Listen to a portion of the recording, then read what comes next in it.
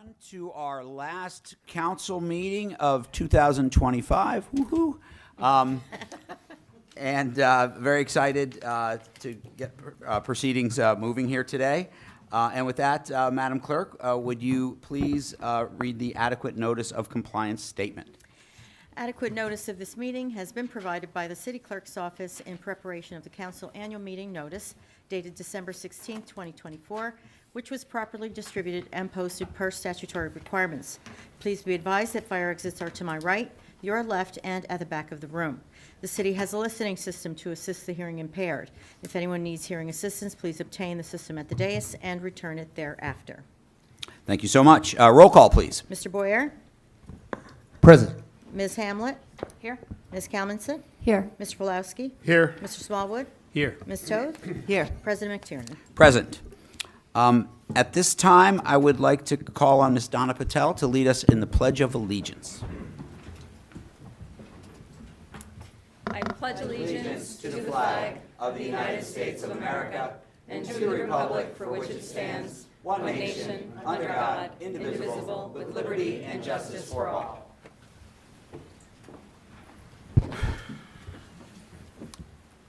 Thank you very much. All right. Madam Clerk, will you please read at this time the explanatory note regarding closed sessions and hearings and comments? A closed session meeting as authorized by state statute was announced and held prior to the start of this meeting, and the known items for discussion were listed on the published closed session agenda. Please be advised that council meetings are broadcast live on Comcast Channel 36 and Verizon Channel 30, and rebroadcast on Thursdays and Saturdays on HTTV, Comcast 36, and Verizon 33. When invited to speak, please come to the lectern, clearly state your name and address, spell your last name, and speak into the podium microphone so that your comments can be understood by all and properly recorded. Whenever an audience or council member reads from a prepared statement, please give or email a copy to the city clerk at cityclerk@cityofsummit.org. To help facilitate an orderly meeting and to permit all to be heard, speakers shall limit their comments to 3 minutes. Unless you are using an electronic device to follow the meeting agenda or need it for professional emergency contact purposes, please turn it off. Thank you. Thank you very much. All right. At this time, do I have a motion to approve the minutes from regular and closed session of December 2nd, 2025? So moved. Second. All in favor? Aye. Aye. Opposed? All right, motion carries. All right, we are on to our report section of our meeting.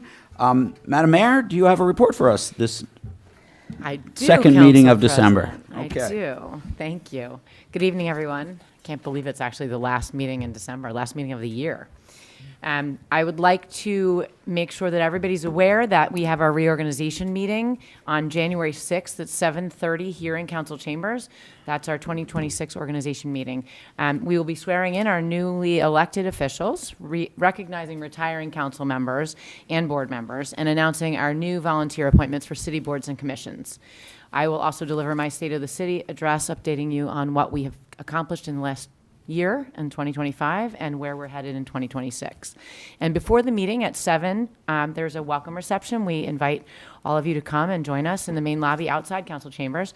And if you'd like to attend, please RSVP by December 20th to our city clerk's office at cityclerk@cityofsummit.org or call 908-277-9416.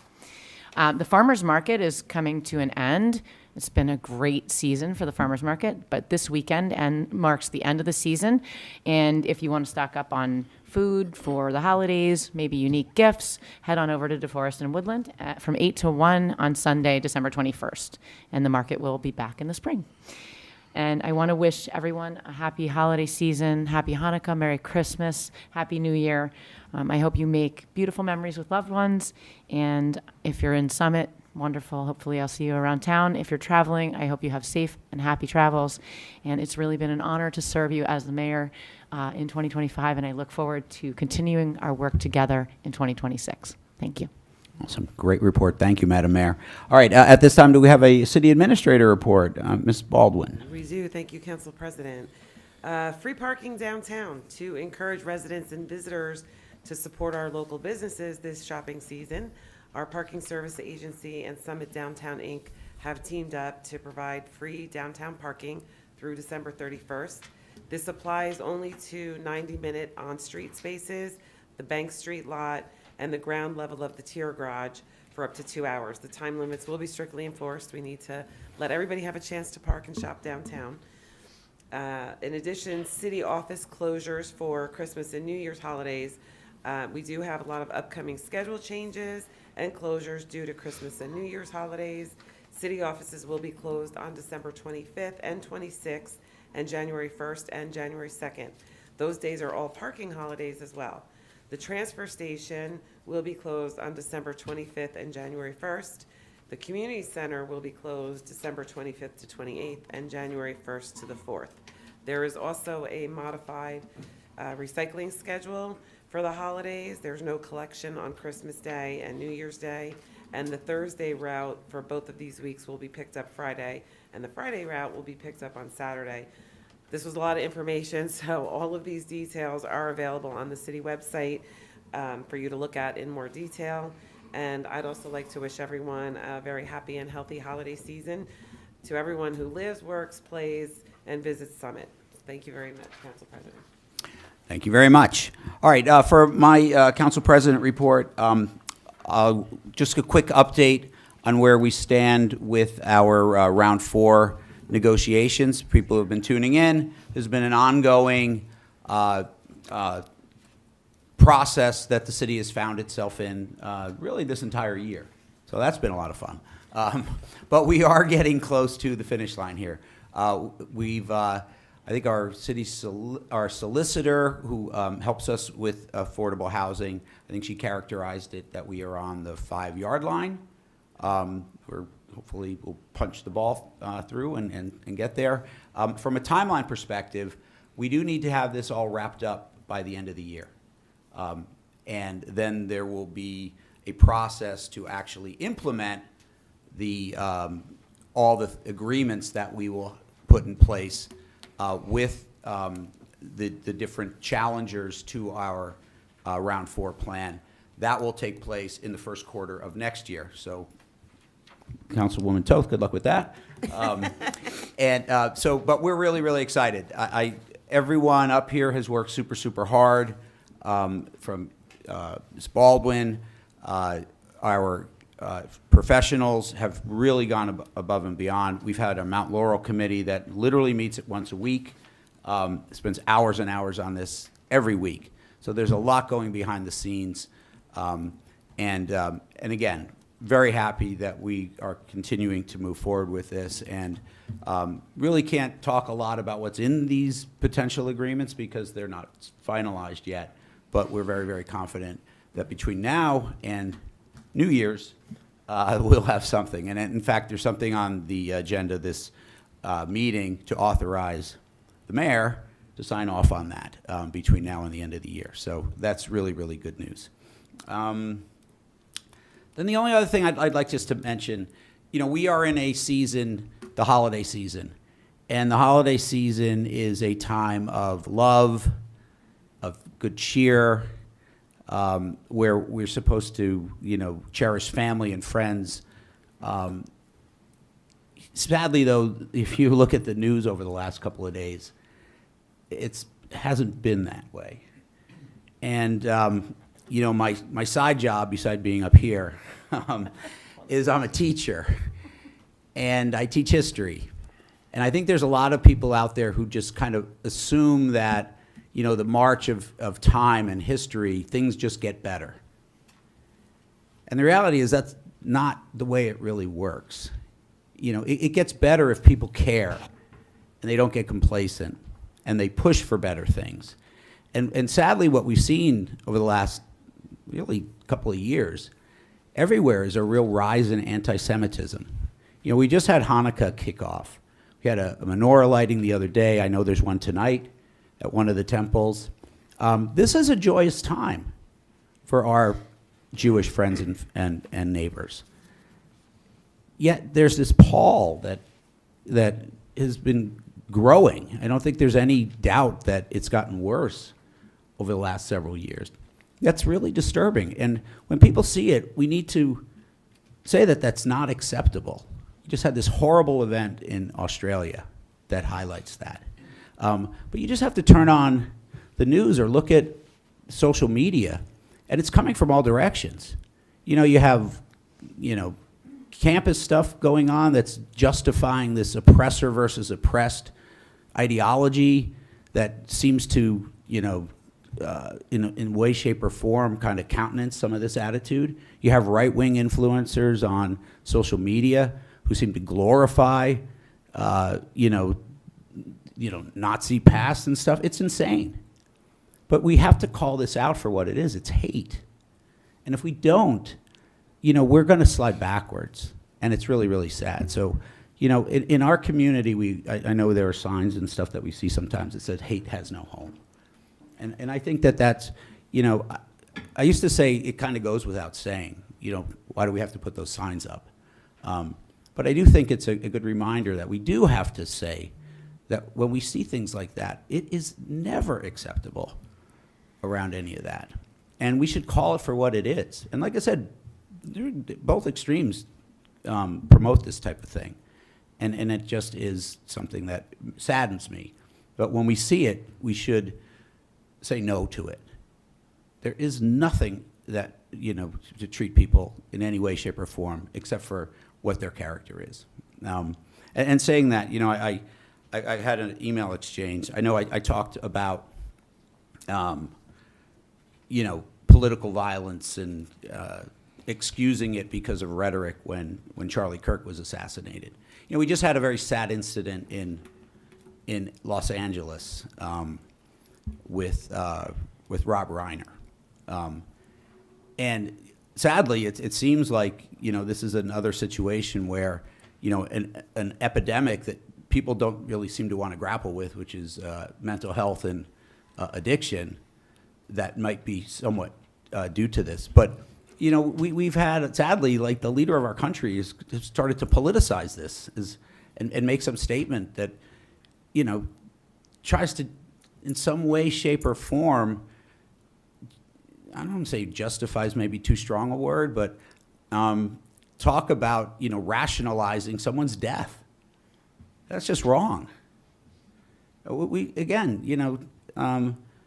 It's just sad when the tragedies happen like this, and no one should look to politicize any of that. And whether you're on the left or the right, and we're better than that, and we should be better than that. And I just know people in our community do look at each other as friends and neighbors. And sometimes in political seasons it can get heated, but we're in the holidays. And we should put that aside and turn to our friends and neighbors and cherish them and celebrate that we are one community and are friends like that. So that's all I wanted to say. So I'm going to end that with a happy holidays to all as we approach this season. Okay, here we go. We've got something really cool this evening, which is a ceremonial award. Our esteemed mayor is going to present the Volunteer of the Year Award to Ms. Donna Goggin Patel.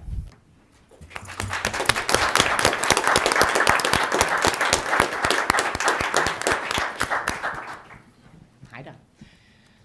So I think probably many of you know Donna, but if you is this working? Oh, this. But if you don't, you should get to know her because she is one of our probably hardest working volunteers in Summit.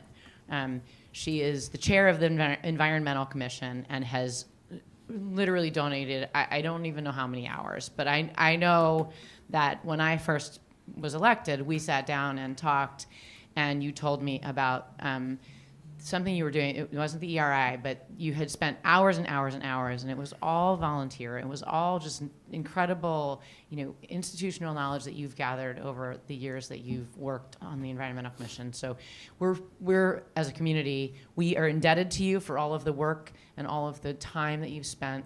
I know you love it.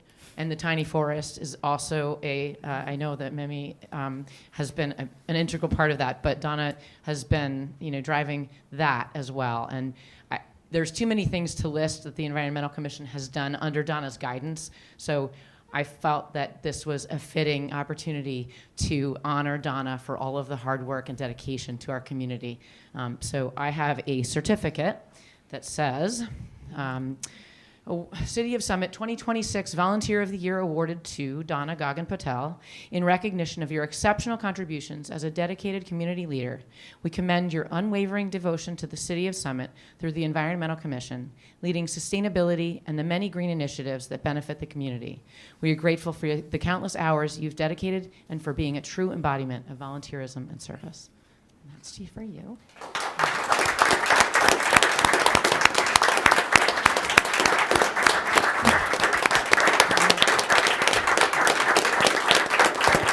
And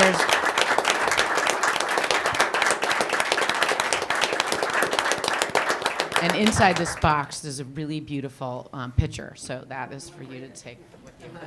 Yeah.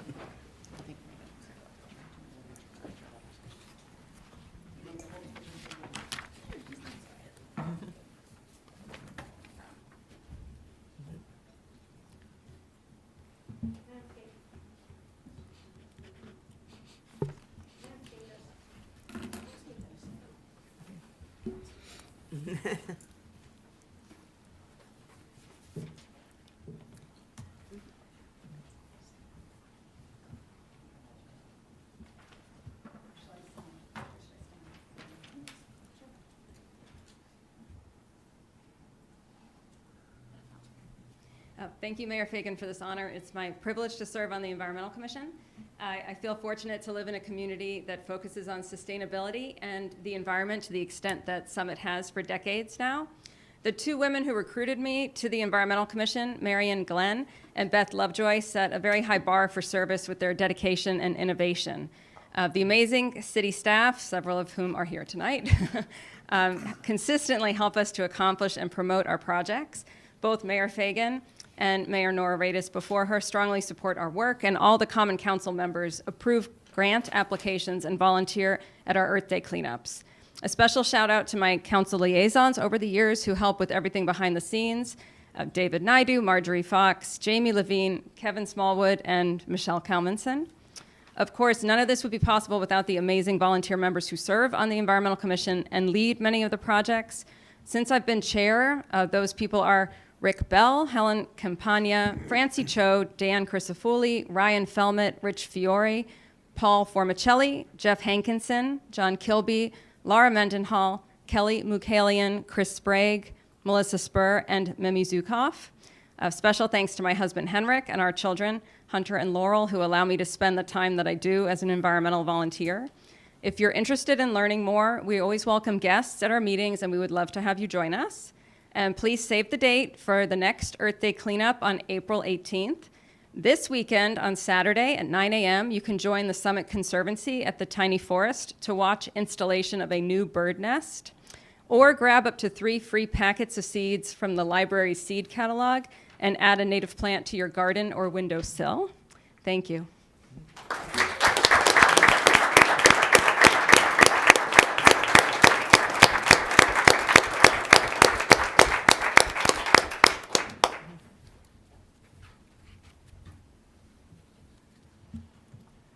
That was great and truly inspiring. Thank you again, and congratulations. Okay, we're moving along now to our historical minute. Councilman Pulowski, do we have a historical minute this evening? We do. We had scheduled Andrew and Katie Smallwood to come in, but due to unavoidable conflicts, they weren't able to make it, but they still worked hard on their presentation, which their dad will read in a minute. Andrew is 17 years old. He's a senior at Summit High. He plays football and lacrosse, and he'll be heading off to Lynchburg to play lacrosse in the fall. Katie's 15. She's a freshman who swims for the high school team and plays flag football. Thank you. Fortunately, our high school football team had a tremendous season this year and went into the playoffs a little bit longer than not a little bit longer than they would have liked, but unfortunately ended sooner than they would have liked. And it pushed back their football banquet to tonight. So they're having a wonderful dinner at the Kennebec Country Club while we are here. So I said, do you want to come do the historical minute, or do you want to go have dinner at the Canuba Country Club? And obviously, we know what that decision was. So, We'll get them back in next year. so they did some research on Summit High School. Summit High School's story mirrors the growth of our city and its deep commitment to public education. The school was founded in 1888, originally housed near the town center. As the community grew, so did the expanded facilities. That growth led to major milestones in 1923 when a new high school was built on Morris Avenue. The building many of us know today as Lawton C. Johnson Summit Middle School. At the helm was Principal Albert J. Bartholomew, whose leadership helped shape generations of students and set enduring standards for academic excellence and character. His legacy still lives on today through the Albert J. Bartholomew Scholarship, awarded each year by the Summit Foundation to a graduating senior Summit senior, an ongoing reminder that the impact of great educators extends far beyond their time in the classroom. Just another act of generosity supporting the next generation of Hilltoppers. And speaking of lasting impact, Summit High School also holds a unique place in American music history. In 1965, a little-known band called the Velvet Underground played their first paid concert at the high school's auditorium, which goes to show you never quite know what kind of future is being shaped within those walls. So, Councilman Boyer, there is hope for Evan and his band Lorraine. In 1957, the high school moved to its current location on Kent Place Boulevard, where it continues to educate, inspire, and anchor our community. For more than a century, Summit High School has been more than a building. It has been a launch pad for leaders, for scholars, for athletes, and yes, occasionally for rock legends. That legacy lives on today in every Hilltopper who walks in those halls. All right.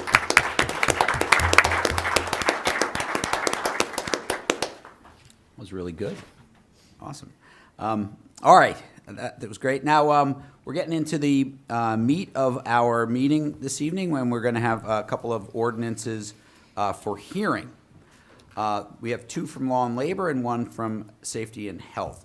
Madam Clerk, at this time, will you please read Law and Labor Ordinance 25-3363? An ordinance amending the code, Chapter 12, Parks, Public Areas, Recreational Facilities, to add a new section, 12-7, Tatlock Sports Complex Athletic Facilities. Thank you so much. Councilman Pulowski. Thank you. This is ordinance number 25-3363. We've talked about lights at Tatlock for nearly, if not over a decade at this point, and really going all the way back to the early 2000s when we first put turf in. Council has had numerous meetings, council members have had numerous meetings with our residents, including those in the Tatlock neighborhood, the local sports clubs, supporters, and opponents of field lights. We've done our due diligence.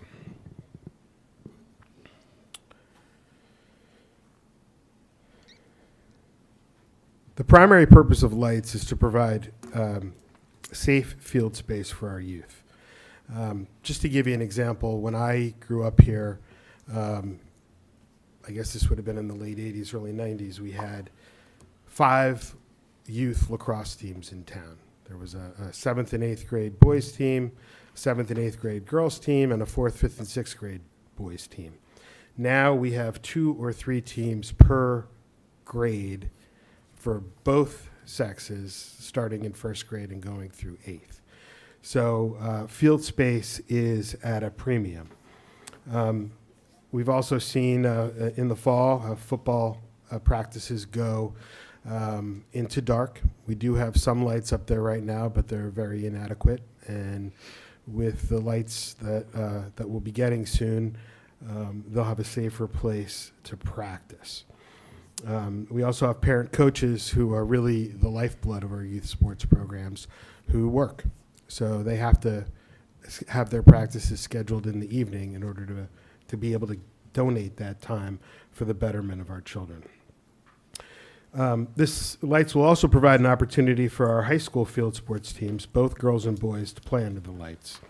This ordinance sets the parameters for usage.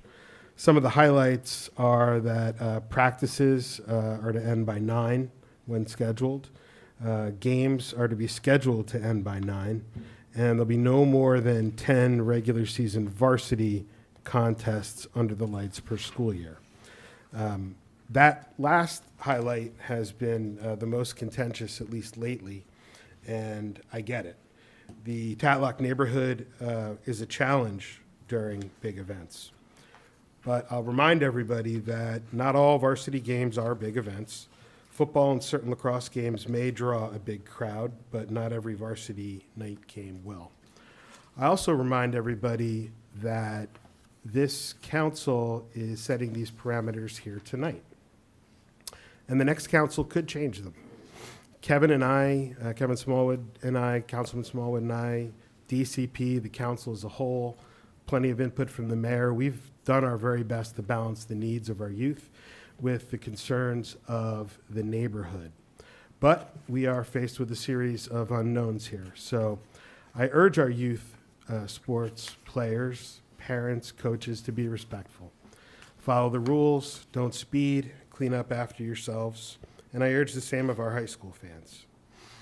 Even though 80% of municipalities in New Jersey have field lights, they are not a God-given right, and they are not an entitlement. They are a privilege bestowed upon us by some very generous donors and made possible by a council that takes its job as stewards of our Hill City very seriously. And that includes every Hill citizen. So with that, I move to adopt and open the hearing on this long-awaited ordinance. I second. Okay, I'm going to declare the hearing open for this ordinance. At this time, would any member of the public like to come and comment on this ordinance?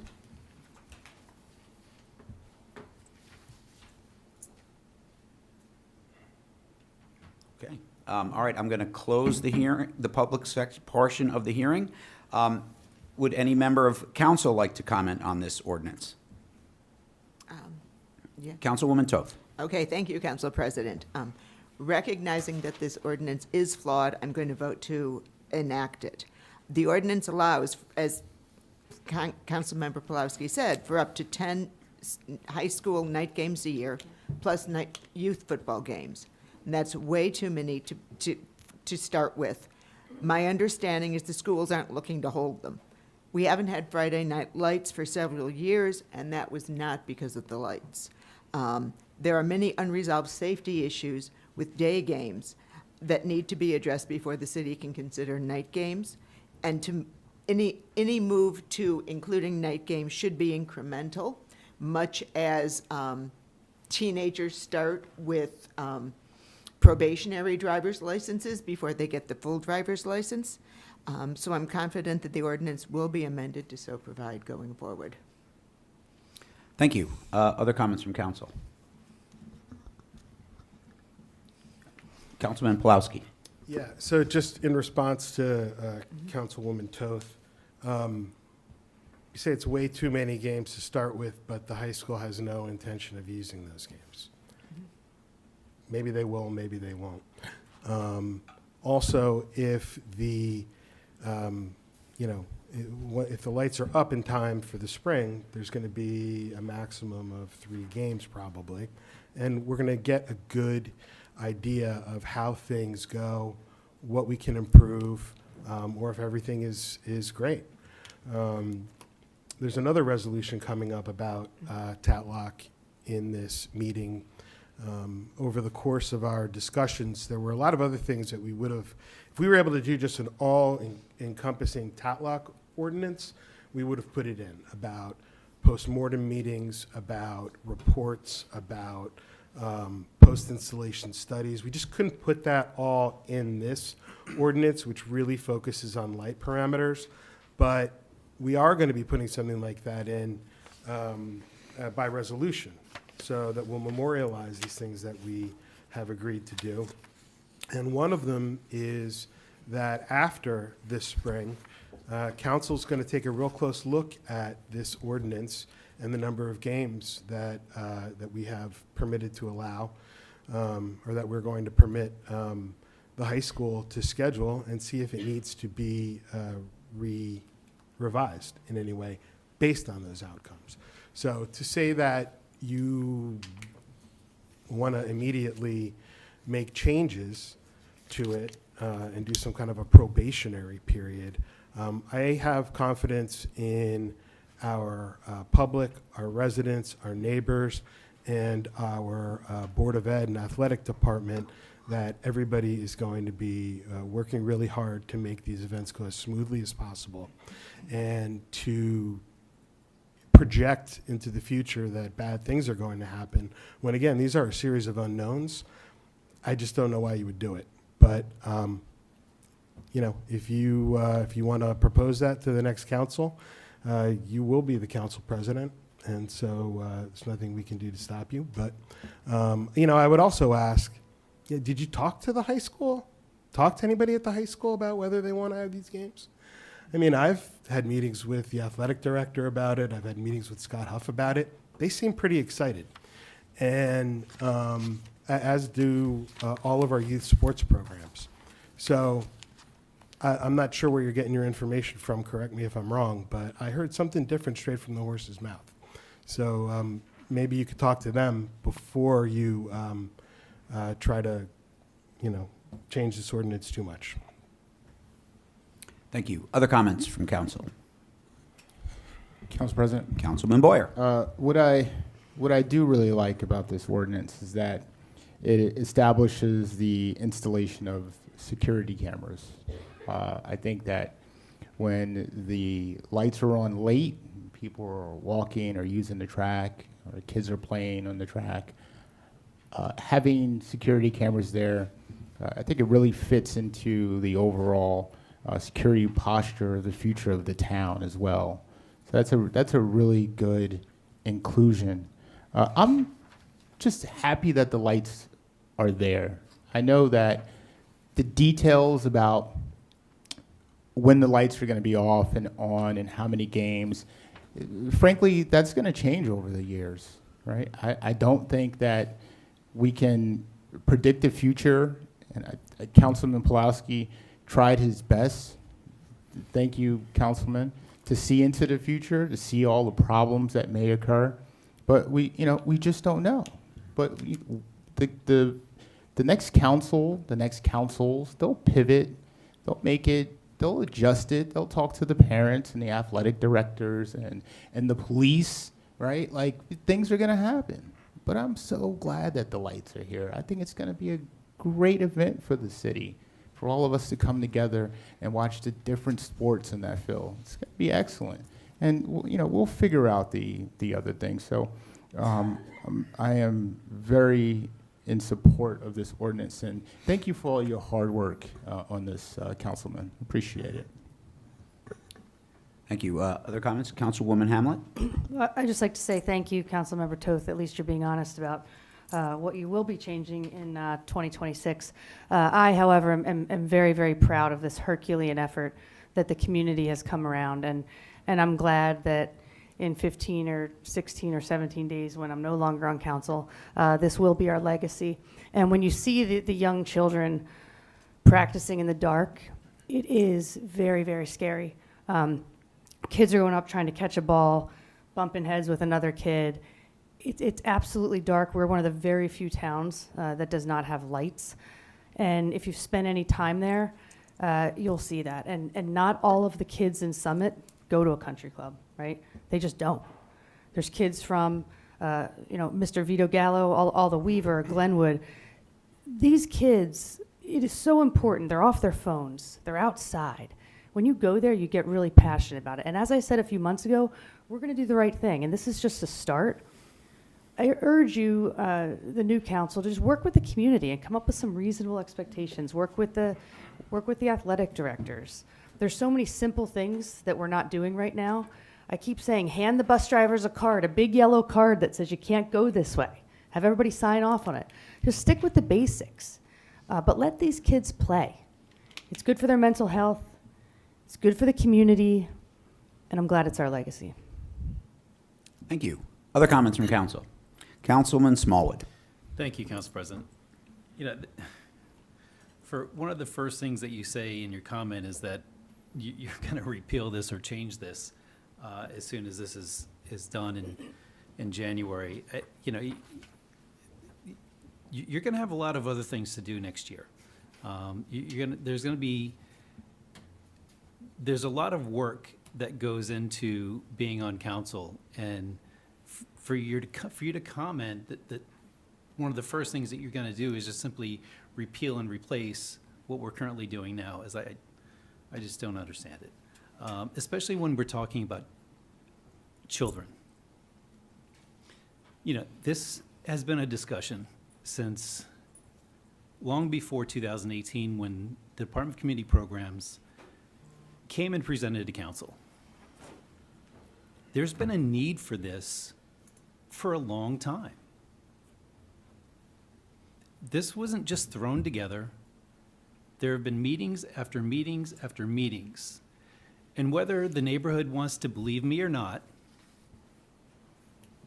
in 2004, we set to have community meetings with just the Tatlock residents to find out what their concerns were. And we had 5 separate meetings, the Department of Community Programs. What are your concerns? Is it the lights? Is it safety? Is it crowd? Is it traffic? Is it parking? And we came up with those, that we have example after example after example what those concerns are. And that's something that we have been trying to address. We created the Tatlock Task Force just solely of Tatlock neighbors. I don't know of any other neighborhood that has their own task force. We have done everything that we possibly can in a transparent way to satisfy the need for our children to get out and be able to play. This is for our youth sports. And we've also done it, and I believe in a very compassionate way, with the neighborhood. Like me or not, I did nothing but try to be transparent.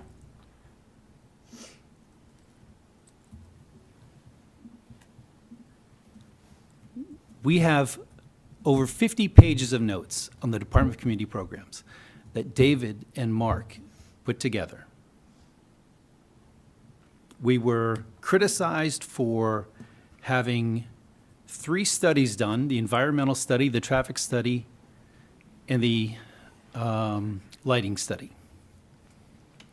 I believe in 2019, it was either 2019 or 2020, when the council approved $50,000 for a lighting study. That's taxpayer dollars. We got criticized for inviting the entire neighborhood, or I'm sorry, the entire community, and not just having 3 separate meetings with the Tatlock neighbors. We felt compelled to invite the entire community because we were using their taxpayer dollars for these studies. Councilwoman Kalmanson put together a list of items, and we read through those items when we were putting together and discussing this ordinance. Their recommendation was 8:30 to turn off the lights. Our hopeful recommendation was 9:30. So we compromised, and we came to 9 o'clock. 90% of our youth athletes, youth programs, are parent coached. The use of these lights are going to be from September to December, and then from March to June. That's when we have daylight savings and we have less light. Parents are coming in from the city, rushing home, grabbing a bite to eat, grabbing their kids, and heading off to the field. We did not, with the intention, put these lights in place for high school. Are they going to benefit from it? Yes, I hope so. The reason why they stopped doing Friday night lights is not because of the lights. It's because, from a safety standpoint, of the lights being on the temporary lights being on the field. We used to be able to put them on the track. And then I believe it, Mark, is it 21? Or 20 or 21 that we resurfaced the track? And then we couldn't, because they were diesel-generated temporary lights, we couldn't put them on the new track because it would have melted the track. And we just put it in place. So the last time that we had Friday night lights, we put them on the field. There were athletes who were getting sick because of the diesel fuels. And then Coach Cospa said, listen, I'm not going to do this anymore because they're too close to the field. I don't want a kid being pushed off the field and into the lights. It's too dangerous. It's not because they didn't want lights, Friday night lights. It's because of a safety issue. We couldn't put them on the track anymore. Putting them on the field, the temporary lights on the field, was too close to the athletes. Our only option now is for permanent lights, and we got that. Now that we have them, we have compromised with the neighborhood, and we are going to continue, and I hope the new council will continue to work with the neighborhood. But over the last 2 years, we have listened, we have compromised, and we have tried to find the right balance to create an opportunity for our children to get off their screens, off their couches, off their video games, and give them an opportunity to play sports. At 5 o'clock, beginning in October sometime, it gets dark.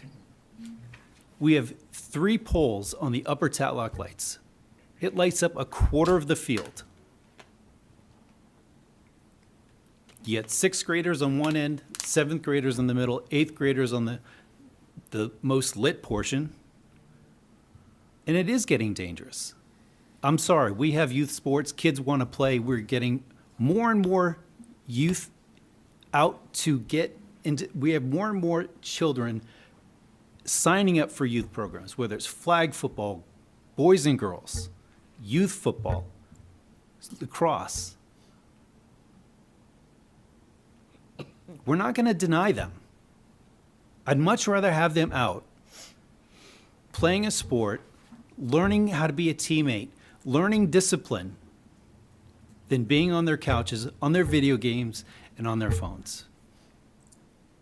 You have more important things to do than to repeal what we're trying to put in place. Give it a year. Give it a chance. See how it works out. Adjust. You know, the resolution that Bob mentioned earlier talks about how you should, at least, going forward, review and see how it goes. You can make adjustments, but it shouldn't be the first thing that you've got to do. There are so much more important things that you need to do than to repeal and replace what we're putting in place tonight, hopefully. Thank you. That's all I have. Thank you. Thank you, Councilman Smallwood. Other comments from council? Councilman Pulowski? Yeah, just a couple other things. First of all, thank you, Kevin, for all your hard work on this. He did as much as I did, if not more. Second, going back to this number of 10 varsity contests. When we had our town hall, we proposed a range of 8 to 14. Now, why did we do that? There are 7 field sports at our high school. Boys football, girls flag football, boys lacrosse, field hockey, boys soccer, and girls soccer. And we felt that at a minimum, we'd have to give each of them 1. That would be 7. And, you know, maybe that's where we should have started. But, you know, we went with 10 because it was somewhere in between, and we left it at the discretion of the school to make that decision. How can we, and this was one of the questions that I got from the public too, who's going to be able to use these? What about the girls? What about other sports? This can't just be for boys football. When we contemplated 8, boys football had an extra game. Why is that? It was so that, it was because that's really the one sport that actually makes some money, brings in some money for the band, brings in some money for the Board of Ed and their athletic programs. But, to be equitable, we set the number where we did. So that's all I had to add. Great, thank you. Other comments from council? Dare I say anything? Madam Mayor, come on, it's the last meeting of the year. I know, Get in I know. there. I was going to bite my tongue. I just want to say that I agree with the sentiment. Councilman Smallwood suggested that let it play out, give it a test drive. There's no way that, assuming that the lights go in on schedule, that the high school could even have 10 games in 2026. So my advice would be, I think that this is a really nice compromise.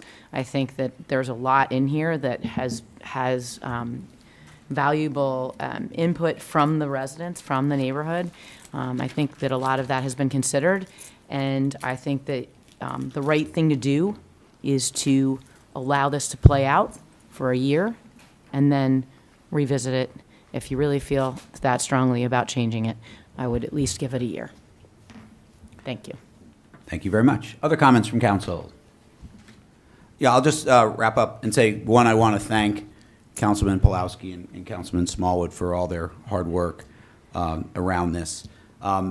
It has been real Herculean effort to get this all set up with incredible amount of community input to make this happen. I just will comment, even the ordinance as it is has incorporated stuff from the last public meeting that we had a couple of weeks ago. I see happily that Mr. Bassman's suggestion about speakers is in here, which I thought was great. And the council listened and incorporated that. And I would say the process every step of the way has been to ask for input, get it, work with people, compromise, and end up with, I think, a really, really good final product. Look, I don't know whether the high school is going to use 10 games or not. The girls can play under the lights already. A lot of them do. They have that opportunity because a couple of the sports play at the upper high school field. It could be cool for them to play with bleachers and all that kind of stuff. So who knows whether they'll do it. But it is a really neat opportunity for them. But I would say, look, just going forward, let's assume that people are of good intent and that they're going to use the facility properly and that they will be respectful of their neighbors. That's what we should assume. Let's not assume it's going to go off the rail, it's going to be a disaster. Let's assume it's going to be good. People want to use this, it's for our kids. And I would say if there is going to be changes made, don't be arbitrary about it. Talk to people. Have more input. How's it working? Can we make changes? Have some more town hall meetings to make this happen. Don't presuppose the outcome without talking to people. That was the problem with the last council. That's how we ended up with the monstrosity proposal on Broad Street West. Listen and see what they have to say. See how it works out. That's good governance. And again, if you want to change it after all that, go ahead and change it. That's your prerogative. But don't presuppose the outcome and see how it works. And that's my comment. All right, any other comments? All right, with that, I'm going to close the hearing on this ordinance. We're going to move on to the second law and labor ordinance for hearing. Madam Clerk, will you please read ordinance number 25-3364?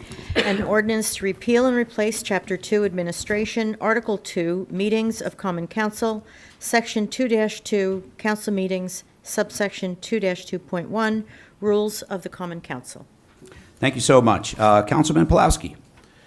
Thank you. This is ordinance 253364. When we introduced this, I gave a pretty good explanation. Our council rules are a part of the city code, but we also tweak them from year to year. And the current ordinance in the city code provides that if there's a resolution making one of those minor changes, that will be applicable and it's incorporated into the ordinance.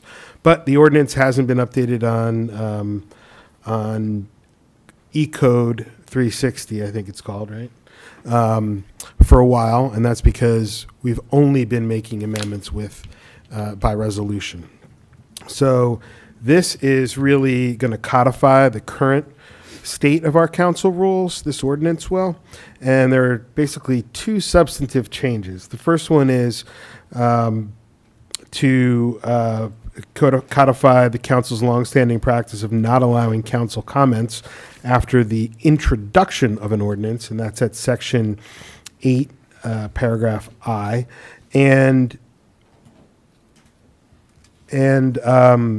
memorializing or removing the limitation on public comments to be for items only that are not on the agenda, and that can be found in section 8M. As to the latter, the way it currently is set up, if something's on the agenda, you need to come and speak about it when it's on the agenda, and you're not supposed to mention it towards the end, but the public comment at the end from here on out is going to be whatever it is that anybody wants to talk about. So with that, I move to open the hearing and adopt this ordinance. I second. All right, I'm going to declare the hearing open. At this time, would anyone from the public wish to comment on this ordinance?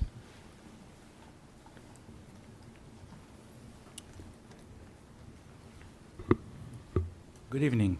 I'm Diego Hoik, 9 Argyle Court. So a couple of weeks ago, my son addressed this council, and Council President McTernan, you were kind enough to let him speak relatively earlier on in the meeting. And in thinking about that particular moment, I think we have an opportunity. I understand why the public comment meetings for adults are placed at the end of the council meeting, and I think that that's probably for the better on balance. I would, however, wish to suggest that should a person who is a student in one of our schools, doesn't have to be the public schools, it could be a private school student as well, should they wish to address the council, that they be afforded the ability to address it early on in the meeting so that they can go home and get what they need, which is a good night's sleep. So may I submit that for your consideration? Thank you. Thank you. Great comment, Diego. Other comments from the public? No? Okay, I'm going to declare the public portion of the hearing closed. Would anyone from council like to comment on this ordinance?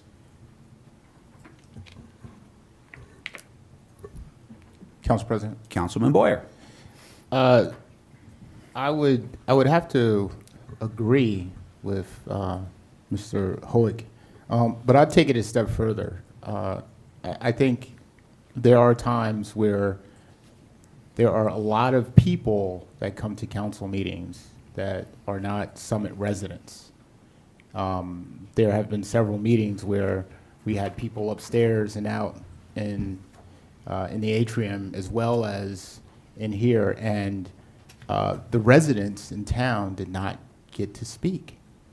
Now, I don't know how we would be able to do that. I don't know if that's a violation of the law. I would submit that to Law and Labor, but if somehow we could make public comments more available for our residents, I would really appreciate that. So not just the children, there are other residents that come out that have that need to get home to their children because there's no one there that can watch them. Maybe it's a family friend next door or something like that. But there's something important that they need to come out and want to express themselves. And it's not right for them to sit here until 3 o'clock in the morning just to say 3 sentences. I mean, that's fair, that the people that pay taxes and live in this community get to speak first. Now, everybody gets a right to say what they want to say. It's an open public meeting. But the people that live here should take precedence over everyone else. And that's just my opinion. You know, maybe wrong, but that's just how I feel. So, thank you. Thank you, Councilman Boyer. Other comments from council? Councilman Smallwood. I would also, like to make a recommendation that since after this meeting I'll no longer be here, I would like to recommend that council comments or public comments be given at least 10 minutes instead of 3. But I would certainly, even being on council, I would probably, even recommend, and I talked to Councilman Pulowski about this, even increasing it to 4 minutes. I know we've had some people are asking, 5 minutes, but I think 4 minutes is a good number if you have to put something behind it. 3 minutes. There's a lot there's a lot of things that people need to say, and when you're trying to rush through 3 minutes, and you've been very kind with most people and asking them to just wrap it up once they hit the 3-minute mark, but I think going forward it's something to consider, extending the time limit for public comments. Thank you for your comments. Other comments? Councilwoman Hamlet.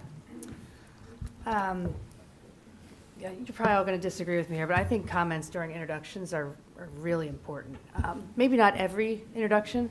There's actually one on here tonight, and I'm going to give you all an example of why I think, and I know you're not going to agree with me, Council President, of why introduction comments are important. So if you look at ordinance for hearing, it's with the parking. We're all busy. We have full-time jobs. I think collectively we probably all have 15 kids up here together.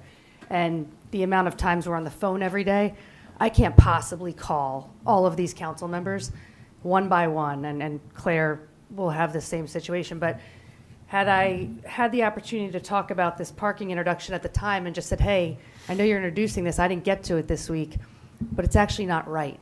The parking spaces are wrong. So, take a closer look at it, or maybe the intent, maybe it's a Scribner's error, but I do like commenting during introduction. The other thing is a lot of these introductions are very technical, so it gives a council member an opportunity to just say, let me just explain why we're doing this. Because when we pull out of this space, there's a car here and there's a car there, and every day somebody's going to get hit.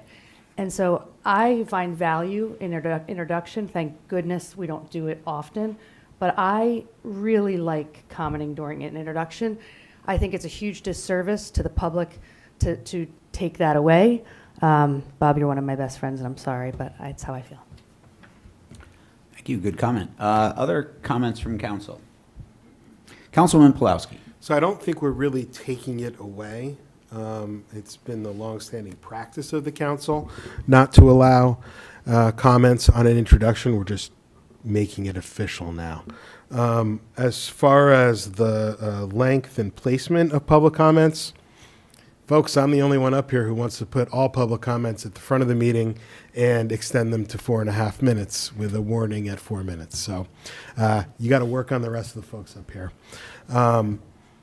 And I would put it at the beginning of the meeting, not just so that children can come in, like my friend Diego just mentioned, but there may be folks that just can't stay up that late for any number of reasons, and they lose their ability to do that. I understand that this is a business meeting and that we have to be able to get to the business of the city, and we certainly have had some enthusiastically attended meetings in the past where public comment goes quite a long time.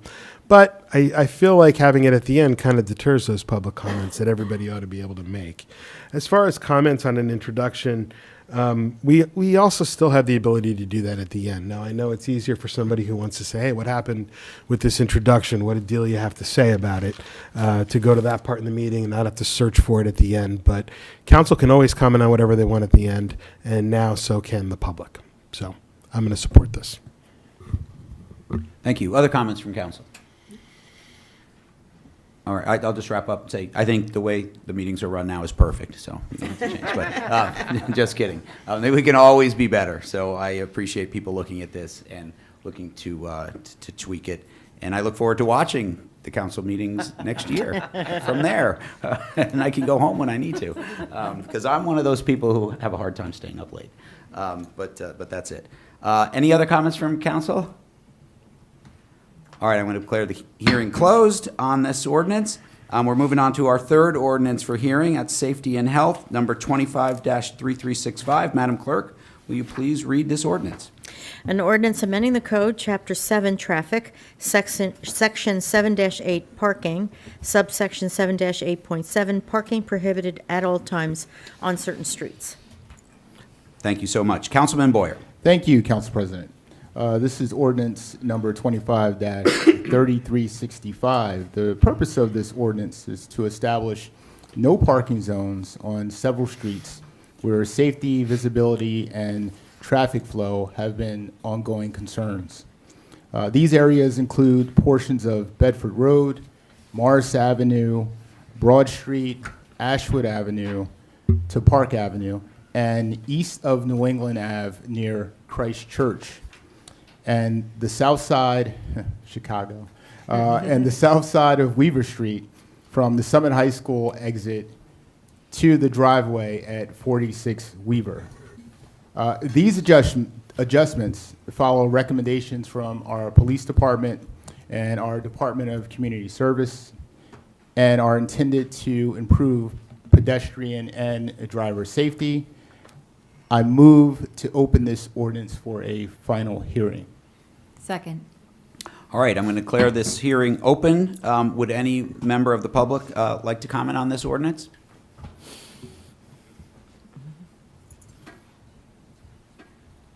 I'm Louis Blanco, 30 Beekman Terrace. I'm also on the executive board of Christ Church. And before I begin, Mr. President, I would like to thank you for your remarks at the beginning of this meeting. They were very timely and poignant, not only for this time of year, but for all times. My concern, and I just became aware of this afternoon, I understand that this ordinance would prohibit parking between the Christ Church driveway and the driveway next to it at 59 New England Avenue. And that's a space of about 30 feet. And it would also eliminate a parking space to on both sides of each driveway. So essentially, there would be 3 parking spaces that would be eliminated. Christ Church is a very busy church. We're not only a church, we're a school. We host several AA meetings every day, and we support and host other community organizations, blood drives, meetings, and parking is very important to us. For the past several months, parking has been restricted on the west side of New England Avenue, where historically it has been allowed on Sundays. It's been Sundays only, but we can no longer park there. We have a lot of elderly in our church community, and elderly people and disabled people coming to the AA meetings. And I guess my concern is, especially with regard to the driveways, typically you don't see in town where there is a no parking zone the size of a parking space on either side of a driveway. So I would like this to be reconsidered. I use these areas. I don't feel as a driver that the hazard is any greater exiting or entering our parking lot than it is any other parking lot in the city. Thank you. Thank you for your comments. Other comments from the public? All right, I'm going to close the public section of this hearing and open it up to council members. Any council member wish to comment? Councilwoman Hamlet? Well, I just want to say thank you for your comments, sir. A couple of clarifications I wanted to make. So on the area that has been restricted on Sundays, I believe it's just no parking in general, whether or not they were letting that slide on Sundays. But I do agree with you. I think that's a reasonable request to be able to park on the other side on Sundays. I also think it's reasonable for you to request that the space, potentially, I haven't been inside that parking lot, the space that's on your side could be opened up. I just don't know what the parking rules are, Director Schrager. I think that's reasonable. I will tell you that I live with 12 other, it's 8 units on 59 New England.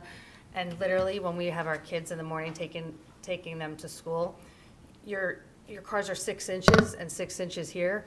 And every morning, there's almost an accident. And there are so many complaints from the neighborhood. So I think it's truly 2 spots. I don't necessarily know if it would need to be 3, but again, I don't know what the rules are for parking, but I think the 2 reasonable requests would be if you're not having site issues at your exit of Christ Church. I think that we could be amenable to that. I would say that I'm not familiar too much with the Bedford. I think we cleaned that one up, that area.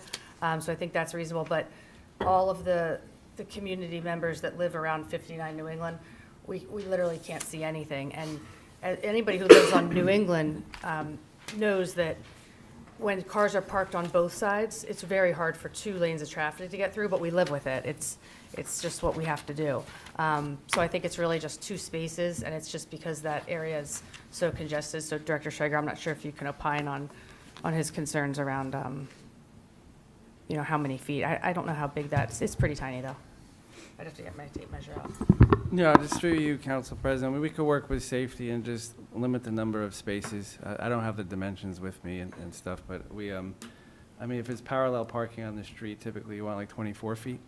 But we could take a look as, when the ordinance is passed, if we could stripe it or just work with the neighborhood to make it maximum safety and maximum parking. So. Thank I you. think even if it was 5 feet, I don't think you need to take away an entire parking space. Even if they had 5 or 6 feet on that far end, that one spot though is almost impossible to see because you have cars coming this way. I'm happy to bring you over and show you our challenges over there, but I think we can work with those concerns. Yeah. So, Yeah, Councilman Boyer? and if you move down the other way, it's the same thing. Yeah. So, Council President, and to the public, what we're seeing more and more about parking close to driveways is that cars are bigger and people can't see. If you got an Expedition, I think there's only one person in town that's got an Expedition. But or Excursion, my bad. But you have your Infinity trucks, you got your Cadillac trucks, you got your GMC Yukons, you got your Suburbans. I think that comprises of about 60-70% of the cars in town. And it's not just Christchurch, it's really all over town. And the visibility on both of those driveways, if someone is parking whether to the right of the driveway or the left of the driveway, and even by Delia's house, that's a busy street too, because the opposite side, there's apartment complexes there where there's a bunch of cars there. In the mornings is really bad because that's a cut through to get to the high school. Every once in a while, I drop my kid off. So it is a problem. It is a problem. And Director Schrager, if even if you striped it and people park outside of the striped area, you would still need an ordinance to prevent that, right? Like, so either way, you have to make an ordinance to prevent the parking there, right? And so we're talking about one space or two spaces now, one more. You know, I personally think it's needed. But I will say, and thank you for bringing this up, because I didn't know that there were parking restrictions on Sunday. Sunday is church day, and I feel you on that. I will work. Let's see if we can do something about that. I can appreciate that. So I go to church a little bit down the street from you at Pilgrim, and you can't really park on the street that often. But anyway, let's work together. I'm on parking next year, so it just kind of works out. So we'll work that out, maybe sooner than later. All right. As for the other ones, they're all appropriate, especially the one on Weaver Street. I mean, coming out of that lot, the far right lot next to where the field is atrocious. And then if you're making a left, you got people that's coming from the cul-de-sac. That's a blind spot that the kids almost get hit there every day. So I think this is a good ordinance, and I support it. But again, we can work out the Sunday parking. Hopefully that may alleviate some of your concerns. Council President. Councilwoman Hamlet. The one thing I would leave with you, Councilmember Toth, as I'm looking at Mr. Gallo again, is Euclid is a big concern for the kids who cross at Euclid and Summit Avenue. I've had my tape measure out. I have a big giant one, and I think it's 25 feet, but I'm almost positive it's like a foot short. But regardless, and there's also a huge tree there, so when the kids are crossing at the crossing guard, it's an accident waiting to happen. And I know Director Schrager's going to yell at me for saying that, but if we could eliminate those two spots, I think it would be really important for the community. It's impossible to make a left out of Euclid, especially around 3 o'clock. So I would urge you, Jamal, to put that on your agenda for next year. Thank you. Other comments?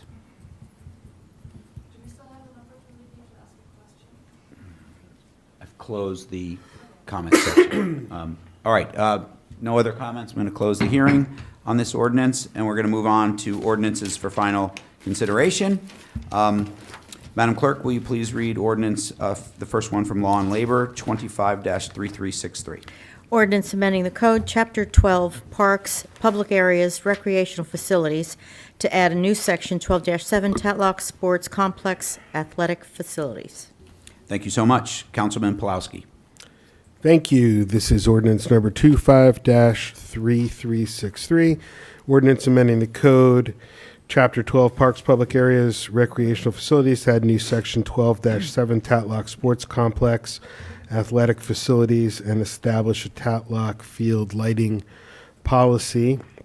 Having just completed the hearing on this ordinance, I move to adopt it. I second. Thank you. Roll call, please. Mr. Boyer? Aye. Ms. Hamlet? Aye. Ms. Kaminson? Nay. Mr. Pulaski? Aye. Mr. Smallwood?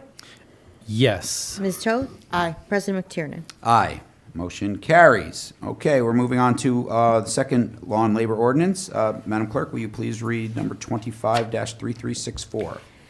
An ordinance to repeal and replace Chapter 2 Administration, Article 2 Meetings of Common Council, Section 2-2 Council Meetings, subsection 2-2.1 Rules of the Common Council. Thank you so much. Councilman Pulowski. Thank you. This is ordinance 25-3364. Having just had the hearing on this ordinance, I move to adopt it. Second. All right, roll call, please. Mr. Boyer? Aye. Ms. Hamlet? Aye. Ms. Kaminson? Aye. Mr. Pulaski? Aye. Mr. Smallwood? Aye. Ms. Toth? Aye. President McTiernan? Aye. Motion carries. All right, last ordinance for adoption. Madam Clerk, will you please read Safety and Health, number 25-3365? An ordinance amending the code, Chapter 7, Traffic, Section 7-8, Parking, subsection 7-8.7, Parking prohibited at all times on certain streets. Thank you so much. Councilman Boyer. Thank you, Council President. Having just had a hearing on ordinance number 25-3365, 65, I move this for a final adoption. Second. All right, roll call, please. Mr. Boyer? Aye. Ms. Hamlet? Aye. Ms. Cummison? Aye. Mr. Pulowski? Aye. Mr. Smallwood? Aye. Ms. Toth? Aye. President McTiernan? Aye. Motion carries. All right. We're moving right along to the resolutions portion of our meeting this evening. We have one from admin this evening. Councilwoman Calmelson. Thank you, Council President. This is ID number 12318, and this resolution amends the Personnel Policy Manual. The City of Summit completed a comprehensive overhaul of its Personnel Policies and Procedures Manual.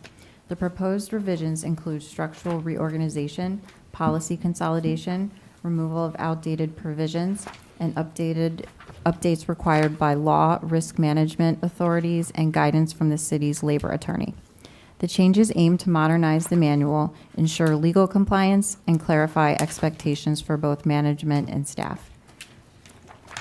Major policy updates include equal employment opportunity, anti-discrimination, and anti-harassment, combined and expanded with updated language, including expectations for conduct outside the workplace when it affects the work environment, whistleblower, SEPA, discipline, grievance, and ethical conduct, strengthened reporting channels, anti-retaliation protections, and standards for employee behavior and accountability, conflict of interest, reintroduced to address outside employment use of city property and gift restrictions, time off policies, clarified vacation carryover rules, updated bereavement leave, and revised jury, military, and domestic violence leave per legal recommendations, workplace and technology policies, added a new AI, LLM use policy, updated privacy expectations, and revised procedures for early closures, attendance, and overtime, benefits and compensation, updated health insurance references to reflect the shift from SHBP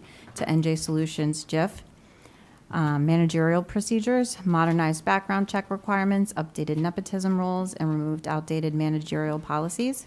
This also included removals and structural changes, including several outdated policies were eliminated. Some older procedures are retired as recommended by the labor attorney. An acknowledgement of receipt page is added to meet JIF requirements. And finally, there is an addendum. It includes the required JIF policies for CDL drivers regarding controlled substances and alcohol testing. I move to adopt this resolution. Second. All right, at this time, do I have any members of the public who would wish to comment on this resolution? All right, anyone from council like to comment? Councilwoman Toth. Okay, thank you, Council President. I know admin has been publicly pretty quiet this year, but they've clearly been doing a boatload of work. And I just want to say congratulations to Council Members Kalmanson and Hamlet for all that hard work updating the manual. And certainly along with Megan Champney, our HR manager, who I'm sure did the lion's share of it. Thank you, good comments. Other comments from council? Yeah, Council President? Yes, Councilman Boyer. So, this came up before with the nepotism policy and council members. I don't know if y'all know this, but I have about 50 family members in Summit. So if I was on council for 6 years, that would mean that any of my 50 family members would not be able to work for the city of Summit. That's kind of ridiculous. They need jobs, right? Like, if you're good at a job, you should be able to get a job.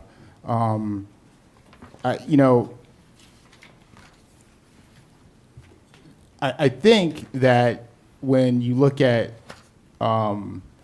immediate family, it should really be your spouse, your children, right?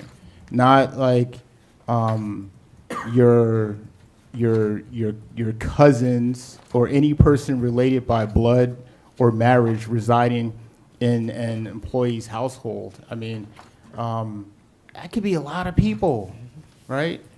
I mean, this is kind of a small town with a lot of family ties. There are like 5 different families, and and the HR director knows this, right? There are like 5 main black families in town, right? And we're all related. You know, this is problematic, right? And I think that for some, it could be looked at as discriminatory. If 3% of the population in Summit are indigenous black Americans, right? And the first black American ever elected to council has 50 members who are black in town, right? And for 6 years, they cannot be employed by the city of Summit.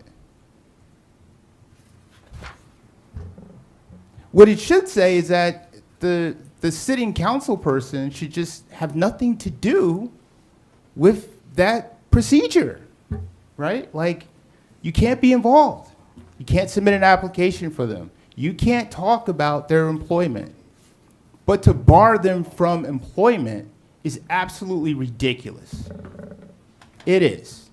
This is not New York City. This is not, Newark, New Jersey. This is not, a city with 150,000 people, right? This is a small town. So, I disagree with that policy. And by the way, if we could keep it real, there have been firemen's sons, police officers' sons, it has never been a council person that's hired a family member, as far as I know. What is the focus on council for? What is that about? And I raised this the last time that this came up.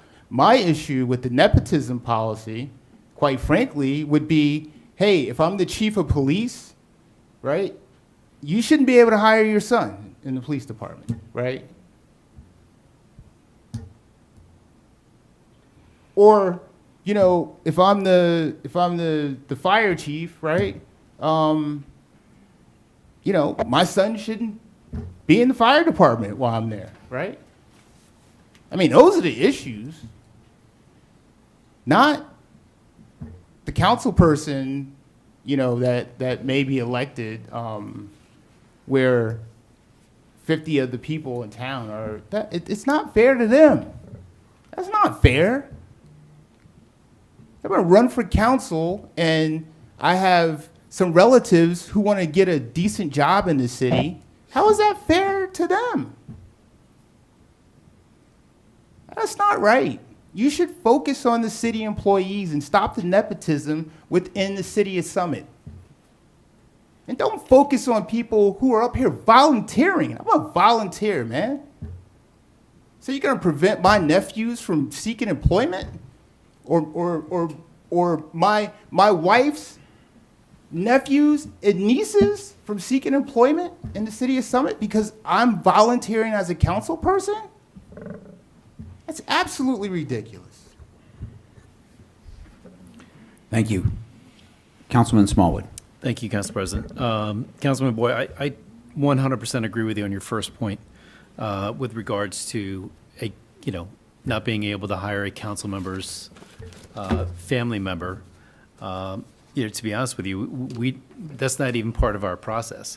That whatever position that person is applying for, it's up to that department director as well as our business administrator and our HR person who actually hires that person. It's not the actual city council members.